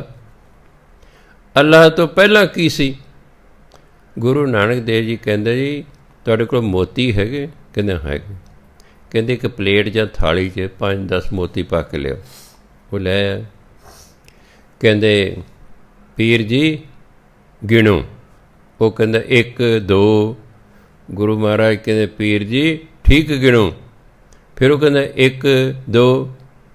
ਗੁਰੂ ਮਹਾਰਾਜ ਨੇ ਹੱਥ ਫੜ ਲਿਆ। ਕਹਿੰਦੇ ਪੀਰ ਜੀ ਠੀਕ ਗਿਣੋ। ਕਹਿੰਦੇ ਜੀ ਮੈਂ ਠੀਕ ਤੇ ਗਿਣ ਰਿਹਾ। ਕਹਿੰਦੇ ਤੁਸੀਂ ਤਾਂ 1 ਤੋਂ ਗਿਣ ਰਹੇ ਹੋ। ਪੀਰ ਜੀ 1 ਤੋਂ ਪਹਿਲਾਂ ਕੀ ਹੈ? ਕਹਿੰਦੇ ਜੀ 1 ਤੋਂ ਪਹਿਲਾਂ ਤਾਂ ਕੁਛ ਨਹੀਂ ਹੁੰਦਾ। ਕਹਿੰਦੇ ਬਸ ਫਿਰ ਅੱਲਾ ਤੋਂ ਪਹਿਲਾਂ ਵੀ ਕੁਛ ਨਹੀਂ ਸੀ। ਇਹ ਜੋ ਕੁਛ ਹੋਇਆ ਉਸ 1 ਤੋਂ ਹੀ ਓਅੰਕਾਰ ਹੋਇਆ। ਆਉਂਦਾ ਨਾ, ਇੱਕ ਓਅੰਕਾਰ। ਓਅੰਕਾਰ ਹੈ ਜੋ ਇਹ ਸੰਸਾਰ ਦ੍ਰਿਸ਼ਟਮਾਨ ਜੋ ਕੁਛ ਬਣਿਆ ਹੋਇਆ ਹੈ ਉਸ 1 ਤੋਂ ਹੀ ਬਣਿਆ ਹੋਇਆ। 1 ਤੋਂ ਪਹਿਲਾਂ ਕੁਛ ਵੀ ਨਹੀਂ ਸੀ। ਕਹਿੰਦੇ ਸੀ ਅੱਲਾ ਤੋਂ ਪਹਿਲਾਂ ਕੁਛ ਵੀ ਨਹੀਂ ਸੀ। ਇਹ ਅੱਲਾ ਹੀ ਹੈ ਜਿਸ ਤੋਂ ਅੱਗੇ ਸਾਰਾ ਕੁਛ ਬਣਿਆ ਹੋਇਆ ਹੈ। ਇਸ ਲਈ ਕਹਿੰਦੇ ਕੋਈ ਨਾ ਜਾਣੇ ਤੁਮਰਾ ਅੰਤ, ਕਿਉਂਕਿ ਅੱਲਾ ਤੋਂ ਪਹਿਲਾਂ ਵੀ ਕੁਛ ਨਹੀਂ ਸੀ। ਇਸ ਲਈ ਕਿਸੇ ਨੂੰ ਪਤਾ ਹੀ ਨਹੀਂ ਅੱਲਾ ਕਦੋਂ ਹੋਂਦ 'ਚ ਆਇਆ, ਕਿਉਂਕਿ ਸਾਰਾ ਕੁਝ ਉਸ ਤੋਂ ਬਾਅਦ ਬਣੇ। ਅਸੀਂ ਸਾਰੇ ਅੱਲਾ ਤੋਂ ਬਾਅਦ ਬਣੇ ਹਾਂ। ਅੱਲਾ ਨੇ ਹੀ ਸਾਨੂੰ ਬਣਾਇਆ ਹੈ। ਜਿਵੇਂ ਕੋਈ ਬੱਚਾ ਹੈ, ਉਹਨੂੰ ਨਹੀਂ ਪਤਾ ਉਹਨਾਂ ਦੇ ਮਾਤਾ ਪਿਤਾ ਦਾ ਕੀ ਜਨਮ ਹੈ, ਕੀ ਡੇਟ ਆਫ ਬਰਥ ਹੈ, ਕਿਉਂਕਿ ਮਾਤਾ ਪਿਤਾ ਪਹਿਲਾਂ ਹੋਏ ਨੇ। ਮਾਤਾ ਪਿਤਾ ਦੇ ਬੱਚੇ ਤੋਂ ਪਹਿਲਾਂ ਸਨ। ਬੱਚੇ ਨੂੰ ਦੱਸਿਆ ਜਾਂਦਾ ਹੈ। ਜੇ ਉਹ ਪੁੱਛਦੇ ਡੈਡੀ ਤੁਹਾਡੀ ਡੇਟ ਆਫ ਬਰਥ, ਜਨਮ ਤਰੀਕ ਕੀ ਹੈ, ਉਹ ਦੱਸਦਾ। ਬੱਚੇ ਨੂੰ ਨਹੀਂ ਆਪਣੇ ਆਪ ਪਤਾ। ਹਾਂ, ਮਾਂ ਪਿਓ ਨੂੰ ਬੱਚੇ ਦੀ ਜਨਮ ਤਰੀਕ ਪਤਾ ਹੁੰਦਾ, ਕਿਉਂਕਿ ਮਾਂ ਪਿਓ ਪਹਿਲਾਂ ਨੇ, ਬੱਚਾ ਬਾਅਦ 'ਚ ਹੈ। ਪਰਮਾਤਮਾ ਨੂੰ ਸਾਡੇ ਬਾਰੇ ਪਤਾ ਹੈ, ਕਿਉਂਕਿ ਪਰਮਾਤਮਾ ਨੇ ਸਾਨੂੰ ਪੈਦਾ ਕੀਤਾ। ਉਹ ਸਾਡਾ ਮਾਂ ਬਾਪ ਹੈ। ਪਰ ਸਾਨੂੰ ਪਰਮਾਤਮਾ ਬਾਰੇ ਨਹੀਂ ਪਤਾ, ਕਿਉਂਕਿ ਸਾਡੇ ਤੋਂ ਪਹਿਲਾਂ ਦਾ ਹੈ। ਇਸ ਲਈ ਗੁਰੂ ਮਹਾਰਾਜ ਕਹਿੰਦੇ ਕੋਈ ਨਾ ਜਾਣੇ ਤੁਮਰਾ ਅੰਤ, हे ਪਰਮਾਤਮਾ ਤੇਰਾ ਅੰਤ ਤੇ ਕੋਈ ਜਾਣਦਾ ਹੀ ਨਹੀਂ ਹੈ। ਊਂਚੇ ਤੇ ਊਂਚਾ ਭਗਵੰਤ, ਮੈਂ ਕੱਲ੍ਹ ਪਰਸੋਂ ਵੀ ਤੁਹਾਨੂੰ ਕਿਹਾ ਸੀ ਕਿ ਪੰਜਾਬੀ 'ਚ ਹੁੰਦਾ ਉੱਚਾ। ਜੇ ਊੜੇ ਨੂੰ ਔਂਕੜ ਹੁੰਦਾ ਫਿਰ ਪਾਪਾ ਪੜ੍ਹਦੇ ਉੱਚੇ, ਉੱਚੇ ਤੇ ਉੱਚਾ, ਫਿਰ ਇਹ ਪੜ੍ਹਦੇ। ਇਹ ਊੜੇ ਨੂੰ ਦਲੈਂਕੜ। ਹੁਣ ਇਹ ਪੰਜਾਬੀ ਦਾ ਸ਼ਬਦ ਨਹੀਂ, ਹੁਣ ਇਹ ਹਿੰਦੀ ਦਾ ਹੋ ਗਿਆ। ਅਤੇ ਹਿੰਦੀ 'ਚ ਉੱਚੇ ਨਹੀਂ ਹੁੰਦਾ, ਹਿੰਦੀ 'ਚ ਤਾਂ ਉੱਚੇ, ਹਿੰਦੀ 'ਚ ਉੱਚਾ ਨਹੀਂ ਹੁੰਦਾ, ਹਿੰਦੀ 'ਚ ਤਾਂ ਉੱਚਾ। ਇਸ ਲਈ ਉੱਚੇ ਤੇ ਉੱਚਾ ਭਗਵੰਤ ਪਰਮਾਤਮਾ ਸਭ ਤੋਂ ਉੱਚਾ ਹੈ। ਉਹ ਉੱਚਿਆਂ ਤੋਂ ਵੀ ਉੱਚਾ ਹੈ। ਜਿਹੜੇ ਉੱਚੇ ਉੱਚੇ ਨੇ ਉਹਨਾਂ ਤੋਂ ਵੀ ਉੱਚਾ ਹੈ। ਸਗਲ ਸਮੱਗਰੀ ਤੁਮਰੇ ਸੂਤਰ ਧਾਰੀ। ਪਰਮਾਤਮਾ ਨੇ ਜੋ ਵੀ ਬਣਾਇਆ ਹੈ ਇਹ ਉਹਦੀ ਸਮੱਗਰੀ ਹੈ। ਸੂਤਰ ਭਾਵ ਉਹਦਾ ਕਾਨੂੰਨ, ਜੋ ਕੁਛ ਵੀ ਉਸਨੇ ਬਣਾਇਆ ਹੈ ਉਹ ਸਭ ਪਰਮਾਤਮਾ ਦੇ ਕਾਨੂੰਨ ਦੇ ਅਧੀਨ ਹੈ। ਉਹ ਕੋਈ ਆਪਣੀ ਮਨਮਰਜ਼ੀ ਨਹੀਂ ਕਰ ਸਕਦੇ। ਉਹ ਜਿਵੇਂ ਪਰਮਾਤਮਾ ਕਹਿੰਦੇ ਉਵੇਂ ਕਰਦੇ ਨੇ, ਕਿਉਂਕਿ ਉਹਦੇ ਸੂਤਰ ਵਿੱਚ ਬੱਝੇ ਹੋਏ ਹਨ, ਉਹਦੇ ਨਿਯਮਾਂ 'ਚ ਬੱਝੇ ਹੋਏ ਹਨ। ਤੁਮ ਤੇ ਹੋਏ ਸੋ ਆਗਿਆਕਾਰੀ। ਜਿਹੜਾ ਤੁਹਾਡੇ ਤੋਂ ਪੈਦਾ ਹੋਇਆ ਹੈ ਉਹ ਤੁਹਾਡਾ ਆਗਿਆਕਾਰੀ ਹੈ। ਹੁਣ ਬੱਚੇ ਨੂੰ ਵੀ ਤਾਂ ਇਸ ਲਈ ਭਾਈ ਮਾਂ ਪਿਓ ਦੇ ਆਗਿਆਕਾਰੀ ਹੋ, ਕਿਉਂ ਤੁਸੀਂ ਮਾਂ ਪਿਓ ਤੋਂ ਹੋਏ ਹੋ। ਮਾਂ ਪਿਓ ਨੇ ਤੁਹਾਨੂੰ ਬਚਪਨ 'ਚ ਪਾਲਿਆ ਪੋਸਿਆ ਹੈ, ਤੁਹਾਨੂੰ ਰੋਟੀ ਪਾਣੀ ਕੱਪੜੇ ਦਾ ਪ੍ਰਬੰਧ ਕੀਤਾ ਹੈ, ਤੁਹਾਨੂੰ ਤੁਹਾਡੇ ਸਕੂਲ ਦੀਆਂ ਫੀਸਾਂ ਦਿੰਦੇ ਨੇ, ਵਰਦੀਆਂ ਦਿੰਦੇ ਨੇ, ਸਵੇਰੇ ਸਿਰ ਰੋਟੀਆਂ ਪਕਾ ਕੇ ਦਿੰਦੇ ਨੇ, ਨਾਲ ਲਿਜਾਣ ਨੂੰ ਵੀ ਦਿੰਦੇ ਨੇ। ਫਿਰ ਜਦੋਂ ਤੁਸੀਂ ਵੱਡੇ ਹੋ ਕੇ ਤੁਹਾਡੀ ਨੌਕਰੀ ਦਾ ਫਿਕਰ ਕਰਦੇ ਨੇ, ਕੰਮ ਧੰਦੇ ਦਾ ਫਿਕਰ ਕਰਦੇ ਨੇ। ਜਦੋਂ ਤੁਸੀਂ ਕਿਸੇ ਰੁਜ਼ਗਾਰ 'ਤੇ ਲੱਗਦੇ ਫਿਰ ਪਰਮਾਤਮਾ ਤੁਹਾਡੇ ਵਿਆਹ ਦਾ ਫਿਕਰ ਕਰਦੇ ਨੇ। ਫਿਰ ਤੁਸੀਂ ਵਿਆਹ ਜਾਂਦੇ ਹੋ, ਫਿਰ ਮਾਂ ਪਿਓ ਫਿਰ ਵੀ ਤੁਹਾਡਾ ਫਿਕਰ ਕਰਦੇ ਨੇ ਤੁਹਾਡੇ ਘਰ ਬੱਚਾ ਹੋਵੇ। ਮੈਂ ਦੇਖਿਆ ਜੇ ਲੜਕੀ ਹੋ ਜਾਏ ਤਾਂ ਵੀ ਮਾਂ ਪਿਓ ਚਿੰਤਾ ਕਰਦੇ ਨੇ ਵੀ ਇੱਕ ਪੁੱਤਰ ਵੀ ਹੋਣਾ ਚਾਹੀਦਾ ਹੈ। ਮਾਂ ਪਿਓ ਬੱਚੇ ਦੀ ਇੰਨੀ ਚਿੰਤਾ ਕਰਦੇ ਨੇ, ਪਰ ਦੁੱਖ ਉਦੋਂ ਹੁੰਦਾ ਜਦੋਂ ਬੱਚੇ ਮਾਂ ਪਿਓ ਦੀ ਚਿੰਤਾ ਨਹੀਂ ਕਰਦੇ। ਇਹ ਅਕਿਰਤ ਕਾਨੂੰਨ ਨੇ, ਇਹ ਆਗਿਆਕਾਰੀ ਨਹੀਂ ਹੈਗੇ। ਪਰ ਤੁਮ ਤੇ ਹੋਏ ਸਵਾਗਿਆਕਾਰੀ। ਪਰ ਜਿਹੜੇ ਤੇਰੇ ਤੋਂ ਪਰਮਾਤਮਾ ਹੈ ਨਾ, ਉਹ ਤਾਂ ਤੇਰੇ ਆਗਿਆਕਾਰੀ ਨੇ। ਕਿਉਂ? ਤੇਰਾ ਹੁਕਮ ਦਾ ਡੰਡਾ ਹੀ ਐਡਾ ਤਕੜਾ ਹੈ ਕਿ ਉਹ ਹੋਰ ਕਿਤੇ ਜਾ ਹੀ ਨਹੀਂ ਸਕਦੇ ਹਨ। ਉਹ ਤੇਰੀ ਆਗਿਆ 'ਚ ਹੀ ਰਹਿੰਦੇ ਨੇ। ਤੁਮਰੀ ਗਤ ਮੇ ਤੇ ਤੁਮ ਹੀ ਜਾਨੀ। ਹੇ ਪਰਮਾਤਮਾ, ਗਤ ਹੁੰਦੀ ਹੈ ਅਵਸਥਾ, ਮਿੱਤ ਹੁੰਦੀ ਹੈ ਸਮਰੱਥਾ। ਤੂੰ ਆਪਣੀ ਅਵਸਥਾ ਅਤੇ ਆਪਣੀ ਸਮਰੱਥਾ ਨੂੰ ਤੂੰ ਹੀ ਜਾਣਦਾ ਹੈ। ਅਸੀਂ ਤੇਰੀ ਹਾਲਤ ਨੂੰ ਨਹੀਂ ਜਾਣ ਸਕਦੇ, ਅਸੀਂ ਤੇਰੀ ਸਮਰੱਥਾ ਨੂੰ ਨਹੀਂ ਜਾਣ ਸਕਦੇ। ਇਹ ਤਾਂ ਤੂੰ ਹੀ ਜਾਣਦਾ ਹੈ। ਨਾਨਕ ਦਾਸ ਸਦਾ ਕੁਰਬਾਨ। ਮੈਂ ਤਾਂ ਤੁਹਾਡਾ ਦਾਸ ਹਾਂ, ਮੈਂ ਤਾਂ ਤੁਹਾਡੇ ਤੋਂ ਸਦਾ ਹੀ ਕੁਰਬਾਨ ਜਾਂਦਾ ਹਾਂ, ਬਲਿਹਾਰ ਜਾਂਦਾ ਹਾਂ, ਸਦਕੇ ਜਾਂਦਾ ਹਾਂ, ਵਾਰੀ ਜਾਂਦਾ ਹਾਂ, ਘੋਲੀ ਜਾਂਦਾ ਹਾਂ। ਸੋ ਸਤਿਕਾਰਯੋਗ ਸਾਧ ਸੰਗਤ ਜੀ, ਇੱਥੇ ਚੌਥੀ ਅਸ਼ਟਪਦੀ ਸਮਾਪਤ ਹੋ ਗਈ ਹੈ। ਕੱਲ੍ਹ ਨੂੰ ਆਪਾਂ ਪੰਜਵੀਂ ਅਸ਼ਟਪਦੀ ਸ਼ੁਰੂ ਕਰਾਂਗੇ। ਵਾਹਿਗੁਰੂ ਜੀ ਕਾ ਖਾਲਸਾ, ਵਾਹਿਗੁਰੂ ਜੀ ਕੀ